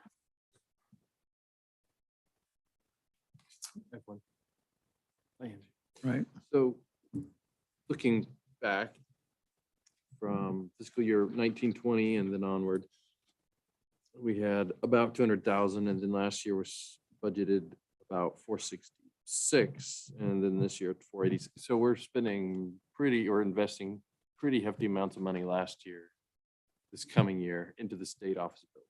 It was for the emergency generator. So we budget to have those projects done. Currently, the state office building and the unemployment department will reimburse us for those projects.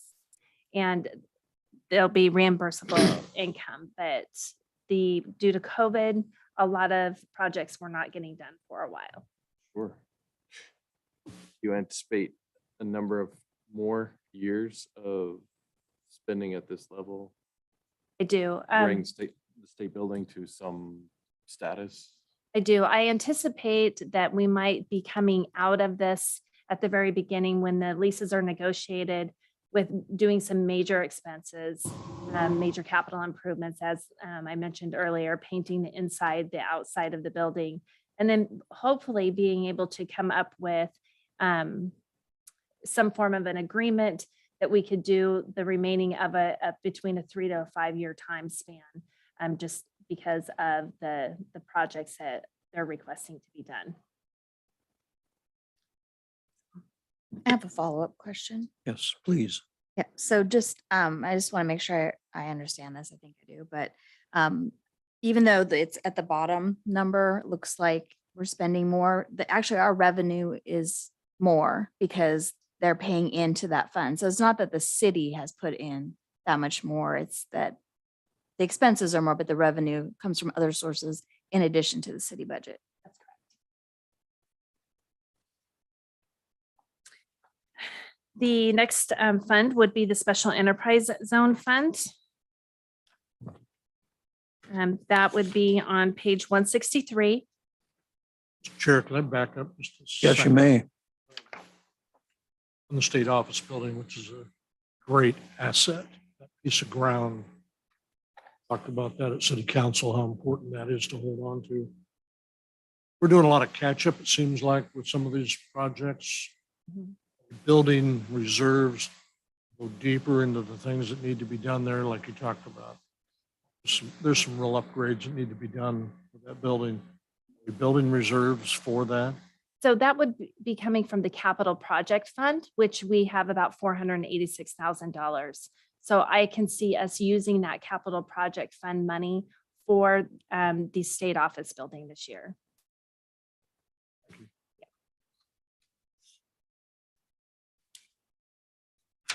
The next page would be 163. This is a Special Enterprise Zone Fund. We created this fund a few years back when the Columbia Gorge Community College came to us regarding the Skill Center. And we put our Enterprise Zone Tax Abatement Agreement with Design LLC. We put some of those funds into this funding. And currently, we will projecting that we will have a beginning fund balance of $1,663,807. And we will also receive a enterprise zone payment of $907,000. I have in the contractual services to spend $2,576,240. In the agreement with the Skill Center, we agreed to pay them $3.5 million. We've currently, in November of 2021, we paid $1 million. So we still have $2.5 million owed to them. Over the next 2 years, we will budget every year to give them $1 million. And then we will, on the 4th and the 5th year, we'll do $250,000 each year until that is paid off.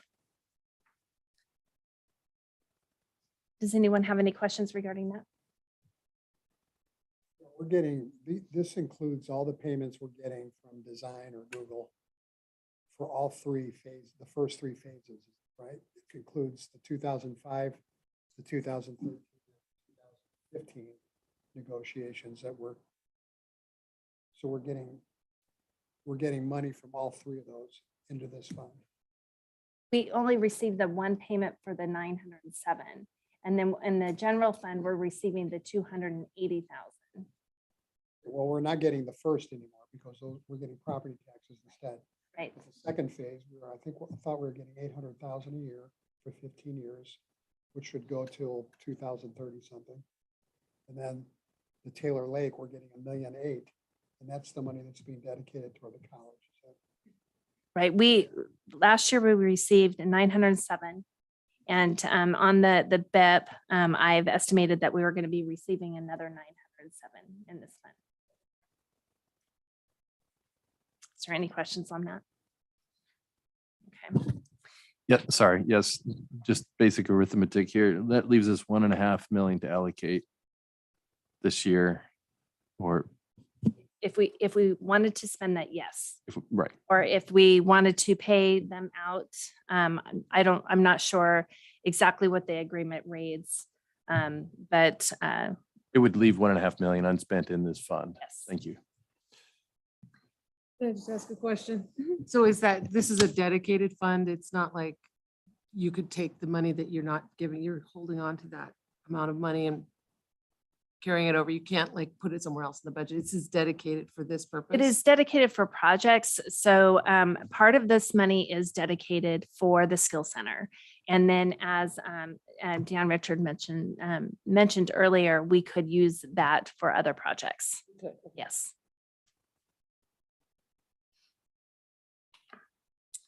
The next, we will be getting into the debt funds. These should be pretty quick and not painful. If we turn to page 168, it's the airport debt fund. The airport debt fund is funded by hangar rentals. As I mentioned earlier, we put the hangar B rentals go into this fund to pay the bond payment to Clickitat County loans. And then we reserve $25,000 for future payments for one of the Clickitat County loans.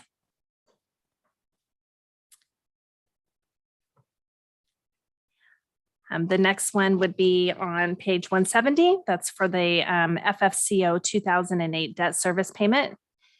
This is a split, the street fund, the water fund, and the wastewater fund, and the state office building fund all contribute to pay the principal and interest payments on these. And then on the 2009, this is another bond payment that's the Urban Renewal Special Assessment Fund, the Water Capital Reserve Fund, and the Sewer Special Reserve Fund, all put in to make the payment on those.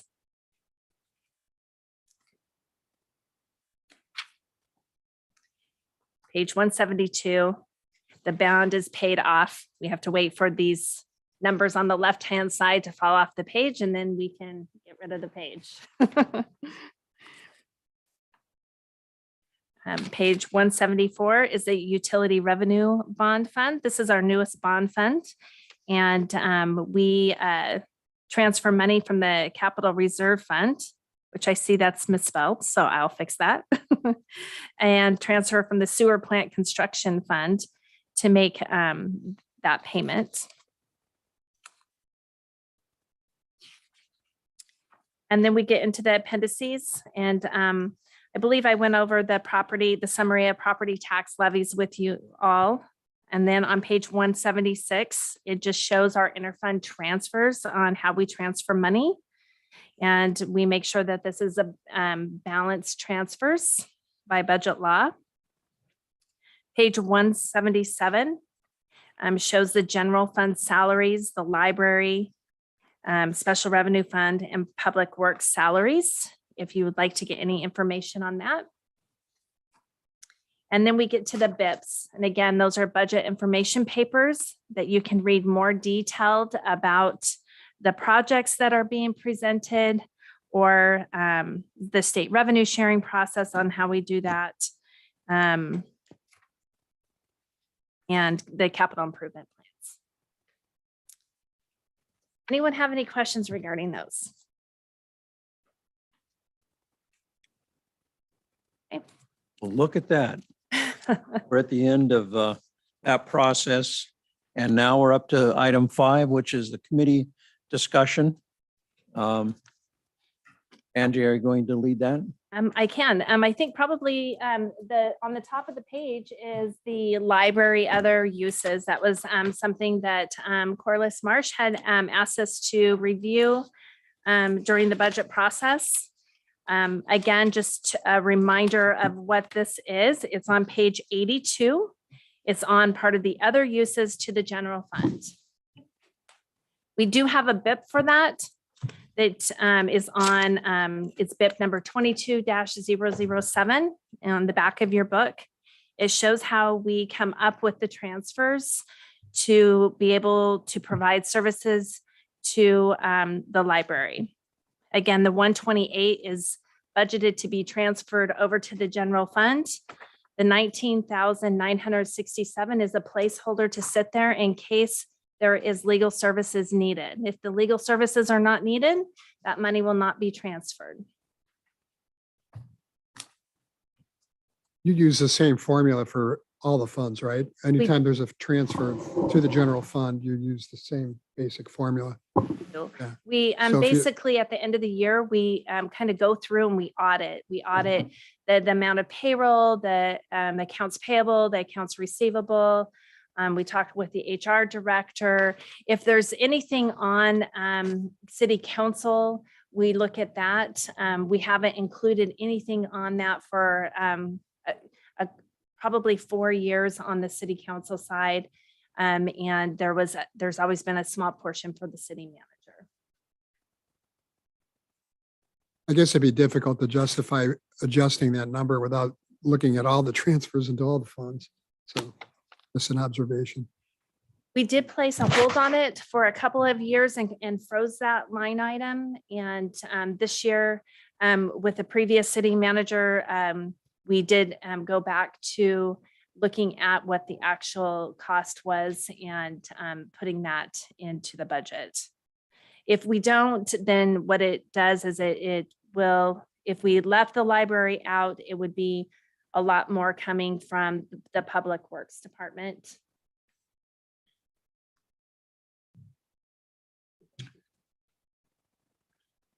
Okay. Sir. Well, we are right now at taking a look at the whiteboard and anything else that we'd like to add to that whiteboard that we've missed. I remember, Darcy Long, that you had asked up for a review of the city council. I think it's contractual services. Yes. Yes. So we want to make sure we include that in the discussion on the whiteboard. It's on there. Perfect. I just didn't want to miss that. Mr. Chairman, when it's Yes. appropriate, can I ask a property tax question? Yes, you may. Go ahead. This is probably an Angie question, perhaps. So hearkening back to last night, I just wanted to make sure I understood a couple of numbers. You mentioned we have 300 some $1,000 in, or the county does, in property taxes being appealed. That's correct. Is that roughly on track with what we usually get, or is that a higher No, number? it's more than has been anticipated over the last, it's more that's been anticipated over the last couple of years. Okay. And the other number I had in mind was $600,000, which is the estimated property tax from Google. Correct. But Coming online. we don't have, that's a professional estimate, but it's not an absolute. Correct. So it's a $900,000 swing potentially between those so two the things. 308,000 I've already taken out. So that is not in the revenue line item. If you look Excellent. back at your Thank you. appendices, you'll see that I removed that already, estimating not to receive it. Thank you. So it's not as dramatic a swing as might be, or could be in our favor. Yes, correct. Thank you. All right. Yes, Mr. Hunter. So just a point on the 600,000 estimated revenue. Had a meeting this morning with Matthew Klebs and our finance director, Angie Wilson, about what we do in regard to that. And I think we've developed a pretty sound plan. When Matthew comes in, we're going to have in the general fund, large ticket items that are on the expense side. We're going to hold on expending those funds until January timeframe when we know we've got revenue and what kind of revenue we've got, rather than spending everything up front and then finding out in November we don't have enough money in the general fund to pay people's wages or whatever the case may be. Thank you. Good idea. It might behoove us to do that every year. Yes. I hate to see this money go right into our general fund and use it for anything other than capital expenses. So I think that's a good approach that you guys are.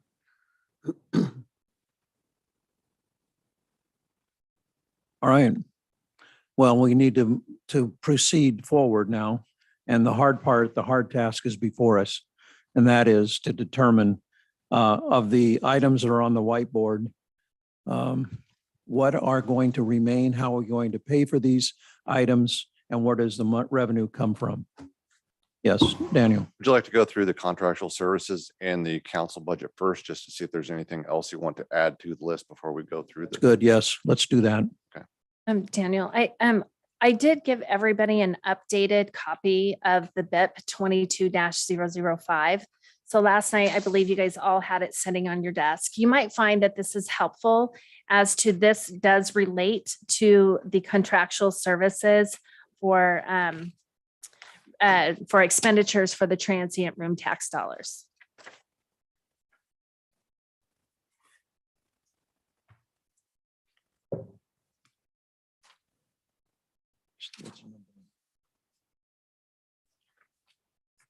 Got it. Okay, so I'm on page 8, which is city council budget, and contractual services is the first blue field down on that page. First item on there is the McKed Link shelter, and those are bus shelters for McKed and Link to put in shelters so folks can get out of the weather while they're waiting for transport on the bus. That's budgeted at 20,000. Sister City program, nonprofit. I'm not sure what the contractual services part of that is, but it's budgeted at 5,000. Sister City in Japan. We typically send dignitaries from here to Japan and then the other way around. Youth. Doesn't that money just go right to Sister City, and that's why it's a contractual service? Just goes right to the. Getting a nod, yes. Yeah, okay. Youth Inc., local program for local youth. Fort Dalles displays fireworks at 25,000, and that's the displays they do every 4th of July on the river. And the past few years, council has budgeted various amounts for the fireworks display. The 200,000 for the loo, not designated for a loo bathroom. Beautification committee annual projects at $10,000.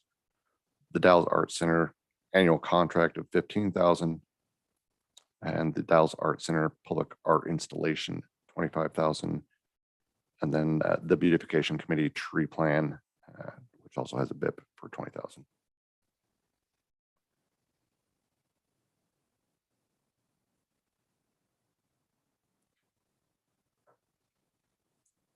Talk about each of those now, or? Yeah, how are we gonna do? What's your preference? Well, I'll say if no one else will, I'd like to see the loo separately on that whiteboard. One of the concerns I have is that we had a city manager leave, just as we have the budget handed to us. A lot of things are on there. We have a new city manager coming in, Right. not had a chance to have any input. There's an amount of money that the city manager can write. Is that 50,000 without coming to council? Correct. With that in mind, lose one of those items, I just, ongoing expense of it. I just don't see that we have enough information to do that now. To me, it's a want, not necessarily a need. I'd like to see some discussion on that. We have a huge ask Chamber of Commerce. It's probably not on this one. So, not sure I really totally versed in the information on how and why that is. It's gigantic. Main Street's got a huge request. Sounds very valid and whatnot, but also they've been able to raise a lot of money on that one too. And I wonder at what point do they become self-sufficient? Or is this once we put these items on our budget, are we then in for them in future years? Those are just 3 things right there. Beautification committee, most of it I'm okay with, but if we need a little more description of what that is. And one thing I've seen in my 3 years here is that these projects come up and the feeling is we just write a check without having outline or something handed to us that really need to see some kind of, like we do with other projects, see something in front of us before we just hand out checks. Especially when we have these estimates. As you said, may not happen until November or whenever they happen at all. It might be less, it might be more, those kinds of things. So I just want to see some discussion on those items and where we're really going. In terms of the one item, the downtown restroom in that particular lot there, there's a sustainability question there. Maintenance. Got a couple of the items talking about additional staff, salaries and benefits and that sort of thing. We really haven't discussed any of that. Rod, I would like to just mention also is that the loo did go in the budget. It does say not designated, which I know that's been kind of confusing for some because it's not it's not been laid out on how you guys would want that to play out, what you would want that to look like. In that, it also hasn't been put anywhere in the budget for services or insurance or anything like that that would cost to maintain that. So that would be something that would need to be established also. Approving anything like that seems premature.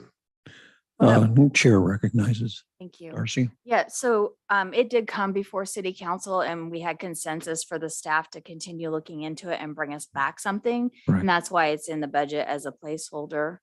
And what I wanted to do was go line by line, just like every other department. So if people have specific questions about Main Street, everybody talks about Main Street all at the same time, rather than each person saying which of these as a group they have an issue with, because I think it's a little bit of a popcorn thing trying to track it. So that would be my recommendation, is just start at the top, Main Street for tourism, ship promotion.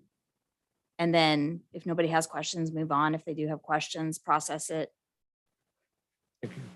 For this clarification, Main Street's not part of on page 8, but No, Darcy, you're looking at the Oh, TRT page.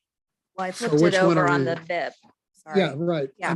I'm not quarreling with that. I'm just saying, No, okay. which But one are we going to go off of? Yeah. use the off the budget line. Okay, and so Main Sorry, Street isn't part of page 8. Is that correct? no, it is not. I was just referring to the whiteboard. Make Right, sure we have right. some things on there for the actual budget committee. So Darcy, would you like to start on page 8 and start at the contract services and we go down that list? That's what I just did. Okay, that's correct. Now we're at the end of that. Now, shall we start on the Main Street? Is that the next? No, Oh. that's not what, what I'm saying is, we usually go line by line, and if people have question about, say, the McKed Link Shelter money, they Right. ask their questions, and we talk about whether or not basically we have questions, so we decide when we approve the budget, are we approving them for 20,000 or are we doing different numbers? Oh, I see. So we're Thing. assigning. And some of these will go pretty quickly probably, but that is the thing that Counselor Runyon was saying, is that he has questions. I have questions. I think some other people I've heard questions about different ones, and I don't just want to like randomly pick which one we're talking about. I'm just suggesting that we go in order so everybody has a chance to say something on each one if they have something to say. Good idea. So we start with number 1 is McCad Link and Shelter. Okay. Let's bring that one up for $20,000. Any concerns, any comments? What the link system is, a transportation center that's provided. And we've seen the increase in routes in our community. And that's what I think that money is earmarked for, is for link. Is that okay with everyone to, for $20,000 to the link system? On me. Okay, hearing no other issues. Sister City Program, nonprofit, $5,000. Any comments? All right, you think $10,000. These are monies earmarked for programs for drug and alcohol substance education within it's in the school system. The director is Debbie Jones, and she works with programs with children, with students in the schools to reduce those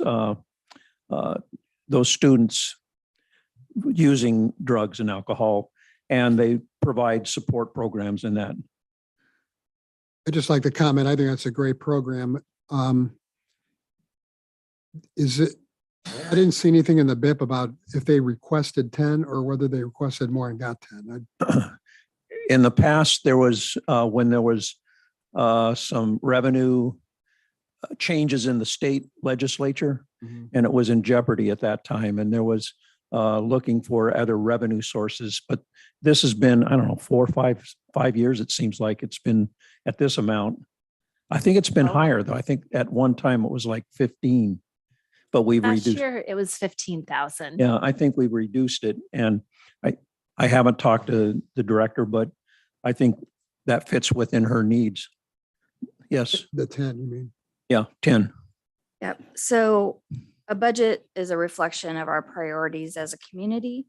And I don't know what Debbie requested, but she used to actually get 25,000 at one point, and that was pre-marijuana tax.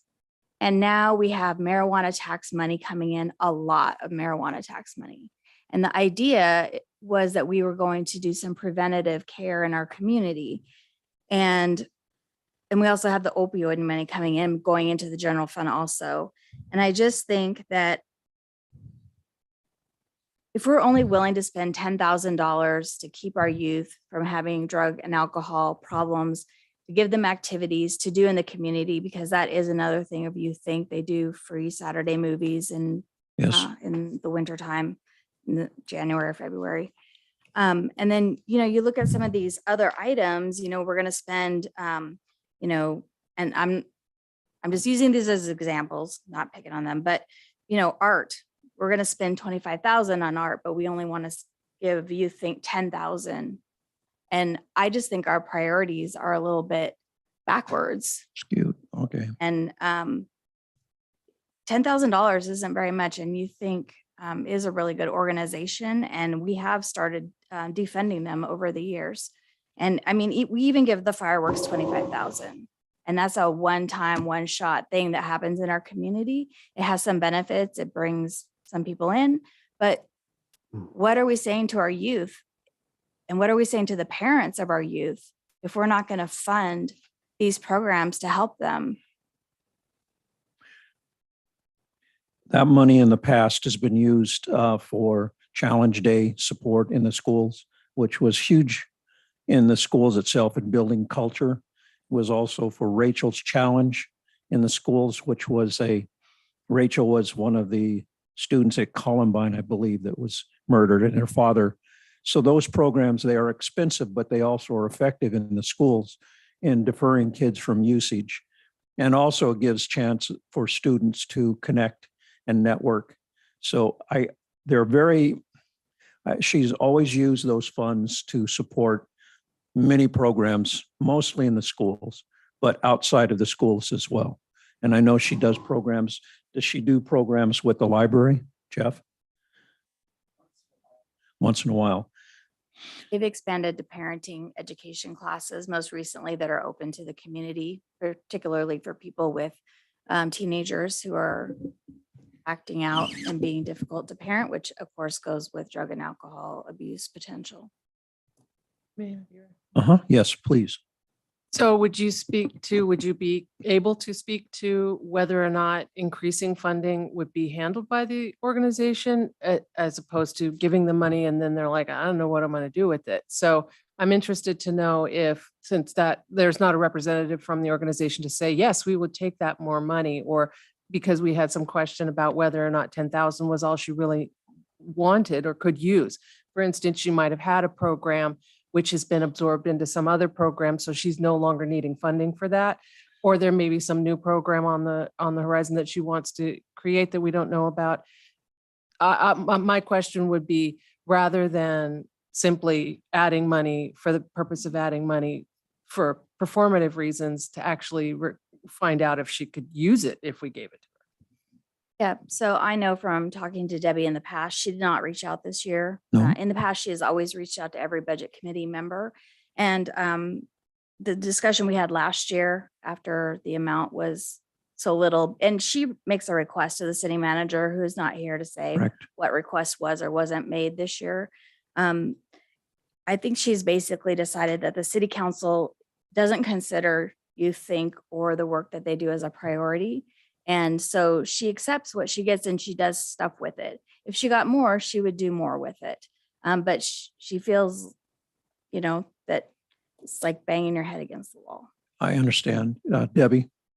Well, thank you, Councillor Long, for bringing up a question that I had earlier, and that was, the money that comes in from the marijuana tax, now the opioid settlement.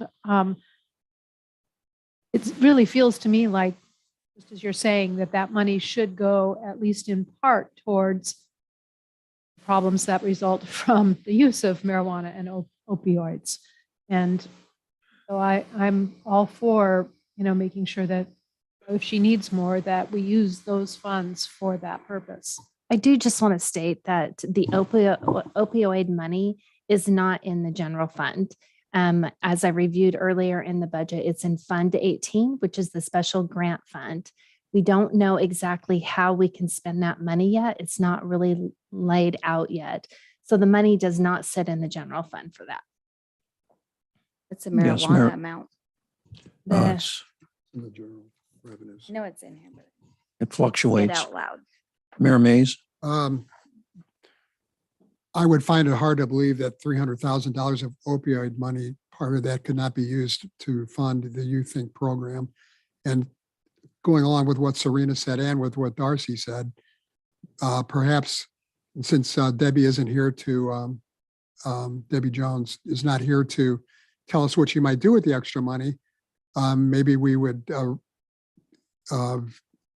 revisit this issue when we decide what we're going to do with the opioid money. And then she can come in and talk about her program and what she might use the additional funds for. I served on the You Think board for many years, and there were numerous revenue sources that she was depending on, and most of it was coming through the county and our housing and some of the other things. But the programs themselves were for prevention and for education. And I think it's valuable that we really provide the resources, the back, like what you're saying, the priority, and it's our youth. And certainly we can come up, and I believe that, but we need to make connections with Debbie to find out what her needs are. Just don't want to drop money into an account without having it specific to what she's going to use it for. Mr. Chair, I can't really.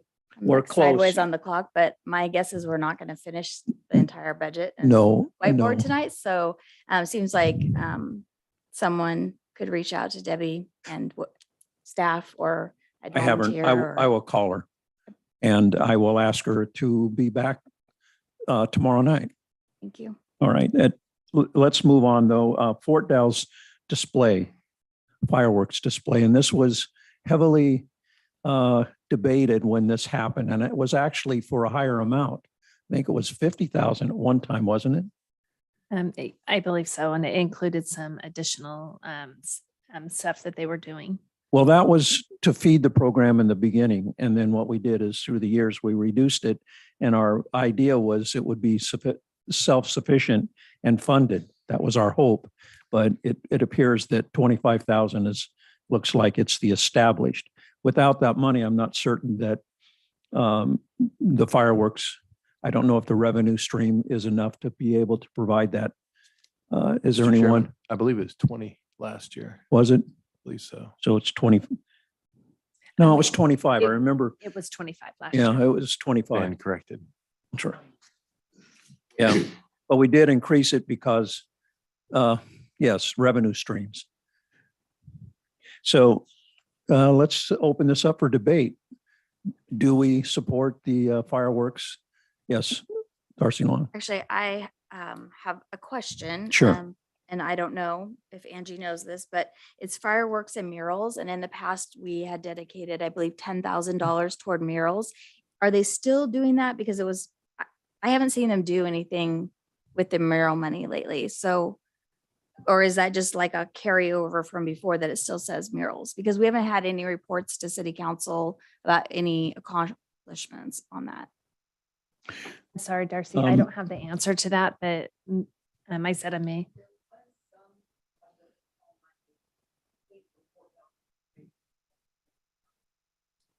That was 2 years ago. But that. That's true. And they also, they did an evaluation of the 17 murals, historic murals that were done in the 90s. And they did touch up a few of those, but from my understanding, they're pretty much out of the mural business. And I think last year, don't quote me on this, but I'm pretty sure that any money we gave them last year went right to the fireworks. So question, is there a Fort Dalles display committee that supervises those monies? Yes. Yes, they have a committee, and who's president or the chair of that committee? Not Okay. anymore. Yes, of course. Do we have any idea like what percentage of the total fireworks cost this represents? I think it's around 25,000 per year. It was larger in the years past, but they brought it back down. So I think that 25,000 goes directly. How is that spent? Who does it go to? So you mean this 25,000 is the It's total 20. cost of the fireworks program? I believe that they send out donation letters and ask for funding that way. Oh, what was the total cost? That was a question. Yeah, Matthew?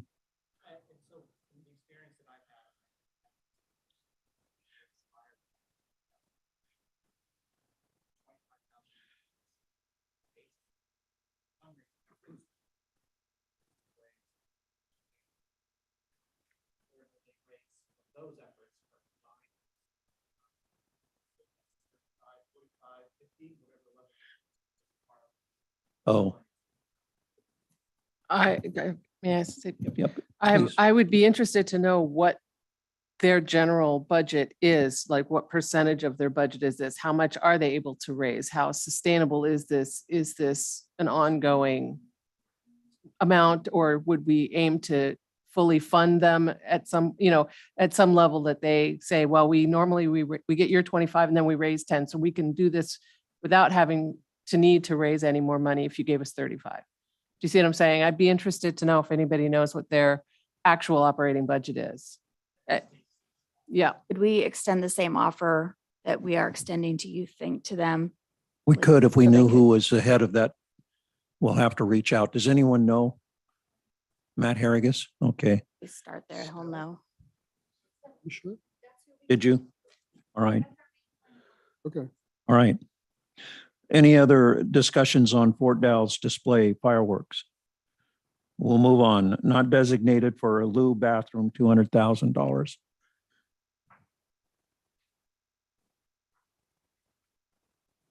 My point was, and Darcy kind of followed that up, is that, yeah, we gave direction to take a look at it to our city manager at the time.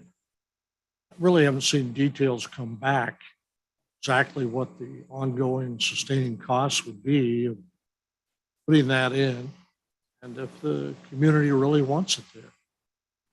Heard both calls. I'm sure we all get calls and Boy. letters and whatnot. I've heard both sides. But my way of looking at things always is, what are the nuts and bolts of putting it together? What's it actually cost? What's the ongoing cost? And you just don't really recall seeing those kinds of numbers. Anybody else got questions? Bring it up. Yes. Let me Answer. right here, please. Uh, And then Mayor. My thought is, it says $200,000. And the question is, what is the actual cost going to be? It seems to me that you have, so my question is, would it cost money? How much would it cost to do the study for, or do the research, hire an analyst? I don't know how these things work. It's However, done, you, and it's this packet that was. Yeah. So you would say that is, you have the money in your budget of $200,000 to put towards this project. We aren't simply talking about putting $200,000 to put this on a street corner. We could do anything with that $200,000. For instance, the research that you're asking for. So I mean, if it's already, to my mind, if it's already in the budget and there is more work that needs to be done in order to produce this project, why not use this to fund doing the work to find out, to get to the point where we can do this project? Do you know what I'm saying? Like, that money can be used to learn what it is that we need to know in order to do this project. It's in contractual services, but it is the only item here that's not, we're not giving money directly to someone to do the project or use specifically. It still is a city council project. I mean, You should Sure.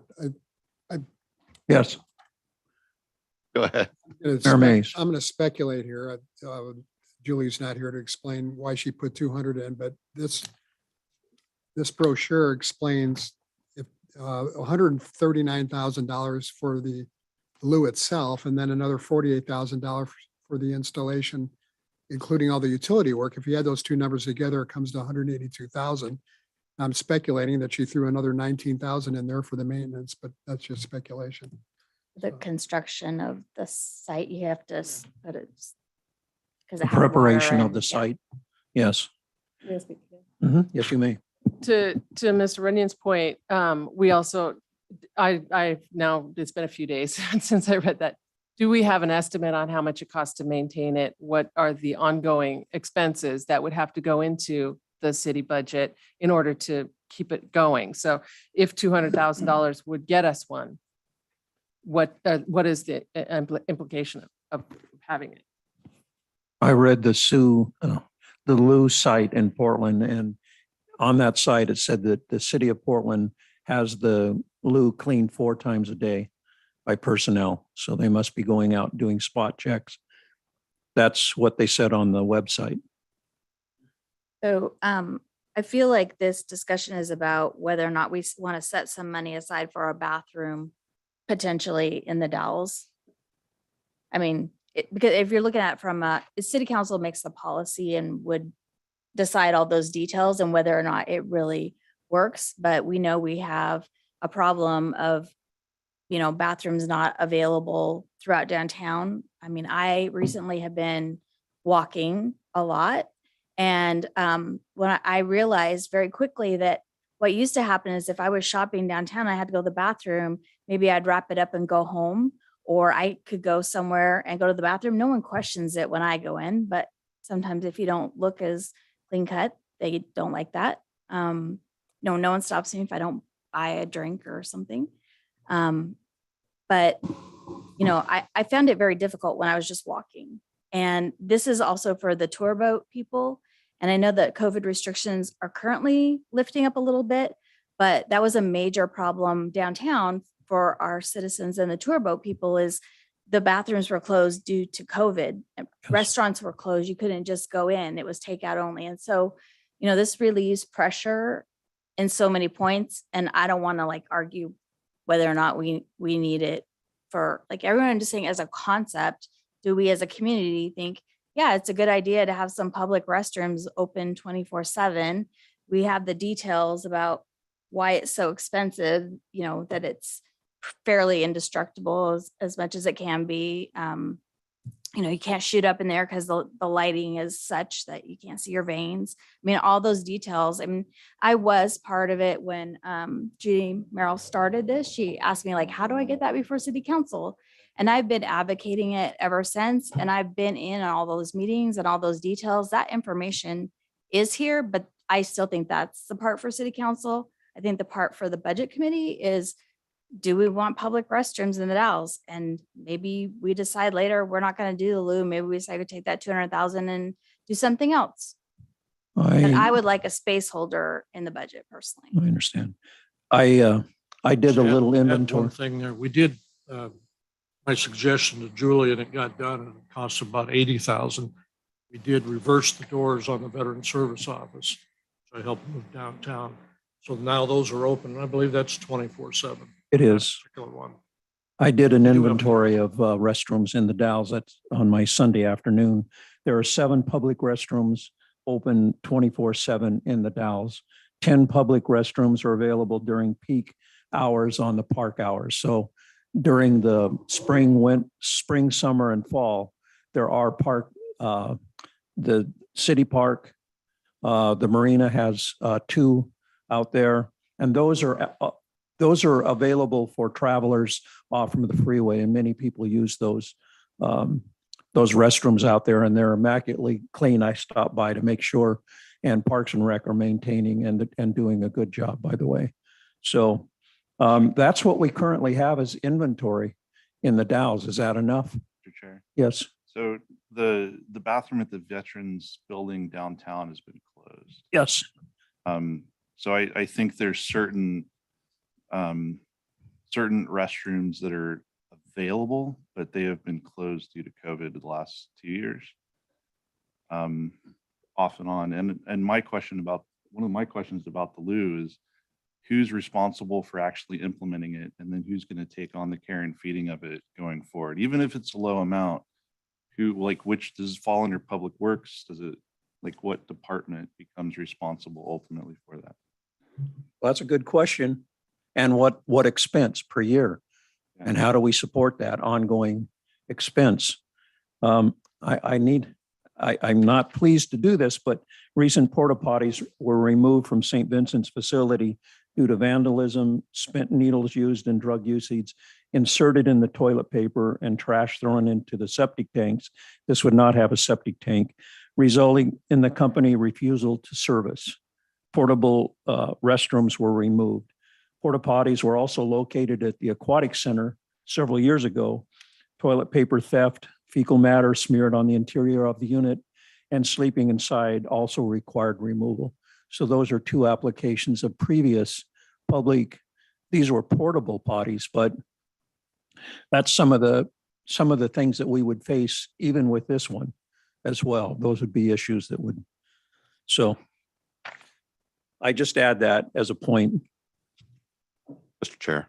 Just want to be clear that I'm not against it necessarily, and I agree with Darcy. As a placeholder, fine. I would like our new city manager to be on board looking at these types of things before we just jump into it and throw something else into his bucket. He doesn't Agree even with come to that. work here officially till the 15th, and I really appreciate him sitting in on this, but these kinds of things, I think, need his hand as well. Well, we have reached the 8 o'clock. We have reached the 8 o'clock time. So we either have to choose to continue on in tonight's discussion, or do we come back tomorrow night and bring these issues up? I just want to address the public restroom on the Veterans Center over there is supposed to be open 24/7. I know on 2 occasions when general service maintenance folks came in, they come in early in the morning. That's one of the first places they go to check that and to clean it if it needs to be cleaned. In one case, it was horridly filthy, and they sent me pictures, which I'm not going to share. And the other case, someone was sleeping in there and just had the door locked. Yeah. Yes. Yep. Can I just have a comment, if I may? Yes, you may. Very briefly. So you have given us the inventory, which is under the purview of the city or whatever department that goes around and cleans all of those. I would imagine anyway, to that, the point you were making is that would be, this would be another facility folded into whatever the system is that already exists for the public toilets that we have. That's a combination of Parks and Rec that maintain, I think, the marina restroom. There's a contract for that one. Yes, the port has a contract with Parks and Rec and they maintain it daily. Parks and Rec also maintains the Cirrhosis Park. I think the city maintains the Lewis and Clark Festive bathrooms. Let's see, where else? Oh, the one on the old transportation or downtown on the Veterans. And when I stopped in, it was immaculately clean. It's prepared to resist a lot of abuse and vandalism in there too. They have stainless steel, limited things in there. There are no mirrors. So you have one right there in the middle, the heart of the downtown corridor. We also have at the pallet shelters, there's a vehicle. It's like showers. I didn't step in to see how many, but there's restroom facilities there as well. It's only open to people who live there. It's Okay, not that just- you couldn't come in. No. There's one at the Kiwanis Park down on the Riverfront. And that one was closed due to COVID, but I think that in the spring that will be open again. And I don't know who maintains that. Does anyone know the Kiwanis? They probably do themselves. I don't know. Port contract. Probably a the, contract. Porta potty provider. So that gives you an idea of what we have in our city and how we support. Any more discussion on this item? I'm hearing that we would like to continue with a place and provide Matthew the ability to come in and analyze this and see. Matthew, do you agree with that? All right. Yes. Matt Hargis with the Dalles Fireworks just sent me a note back. Said that the city gives us 25,000. We raised another 25,000 for a total of 50 for fireworks. There's probably an additional 10 to 12,000 for additional expenses totally. He's shooting from the hip. He doesn't have his notes in front of him, but I asked for a quick response. So 35 to 50,000 is total expense for putting on the fireworks display. So there was a question at one time whether or not the Dalles would support fireworks for the 4th of July, and to have fireworks or not, it brings many people into our community during that particular time. And remember the time we had 4th of July parades, COVID affected all those things, but hopefully we can return to those days of having the celebration and bringing people in. I All just wanted to clarify, did we decide that we were going to keep the loo in the contractual services? Okay. That it's still up in the air. Oh, I did. That's true. Yes, Okay. I did. I made that. Okay. All right, I'm going to pull, but that sounds like a reasonable course of action, right? All right. We're back now. We're at 5 minutes after 8. We have to make a decision. Do we want to continue? Or do we want to resume tomorrow night for the last night and open discussion for the rest of these items? Plus, we have requests for large amounts of money, and those are going to have to be debated and decided. It's a balanced budget, and anything that we do to amend that, we're going to have to find monies from other projects or other sources of revenue in order to defer them over, right? That's correct. And that means reduction. I can't imagine reduction in staffing or in some of the other contractual things that we're obligated to do. So this is a huge debate that we're about to enter into in deciding the fate of some of these asks. Am I wrong? It's going to be, all right, yes. I would just move that we Recess.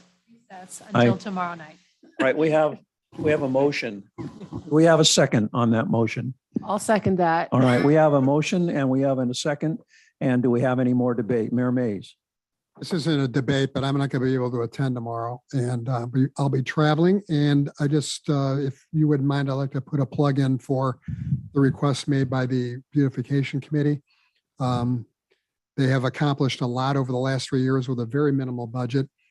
The downtown needs to be beautified, and not only for the tourists, but also for the residents of our community. It should be a better source of pride, I would think, for the appearance of it.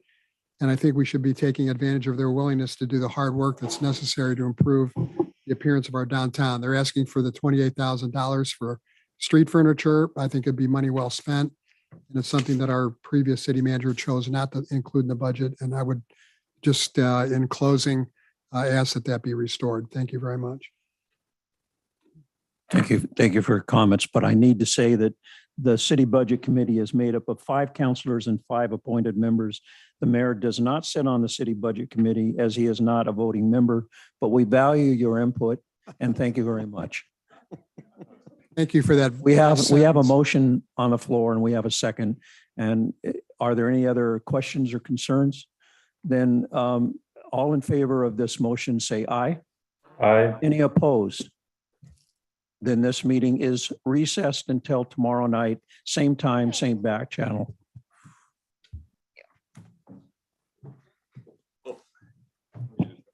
Yeah. This is tiring. We have gone into Wednesday in the past. Most of the time it was one, maybe two nights, but this is It's not money going. unusual. Going this way. And so now I kind of like understand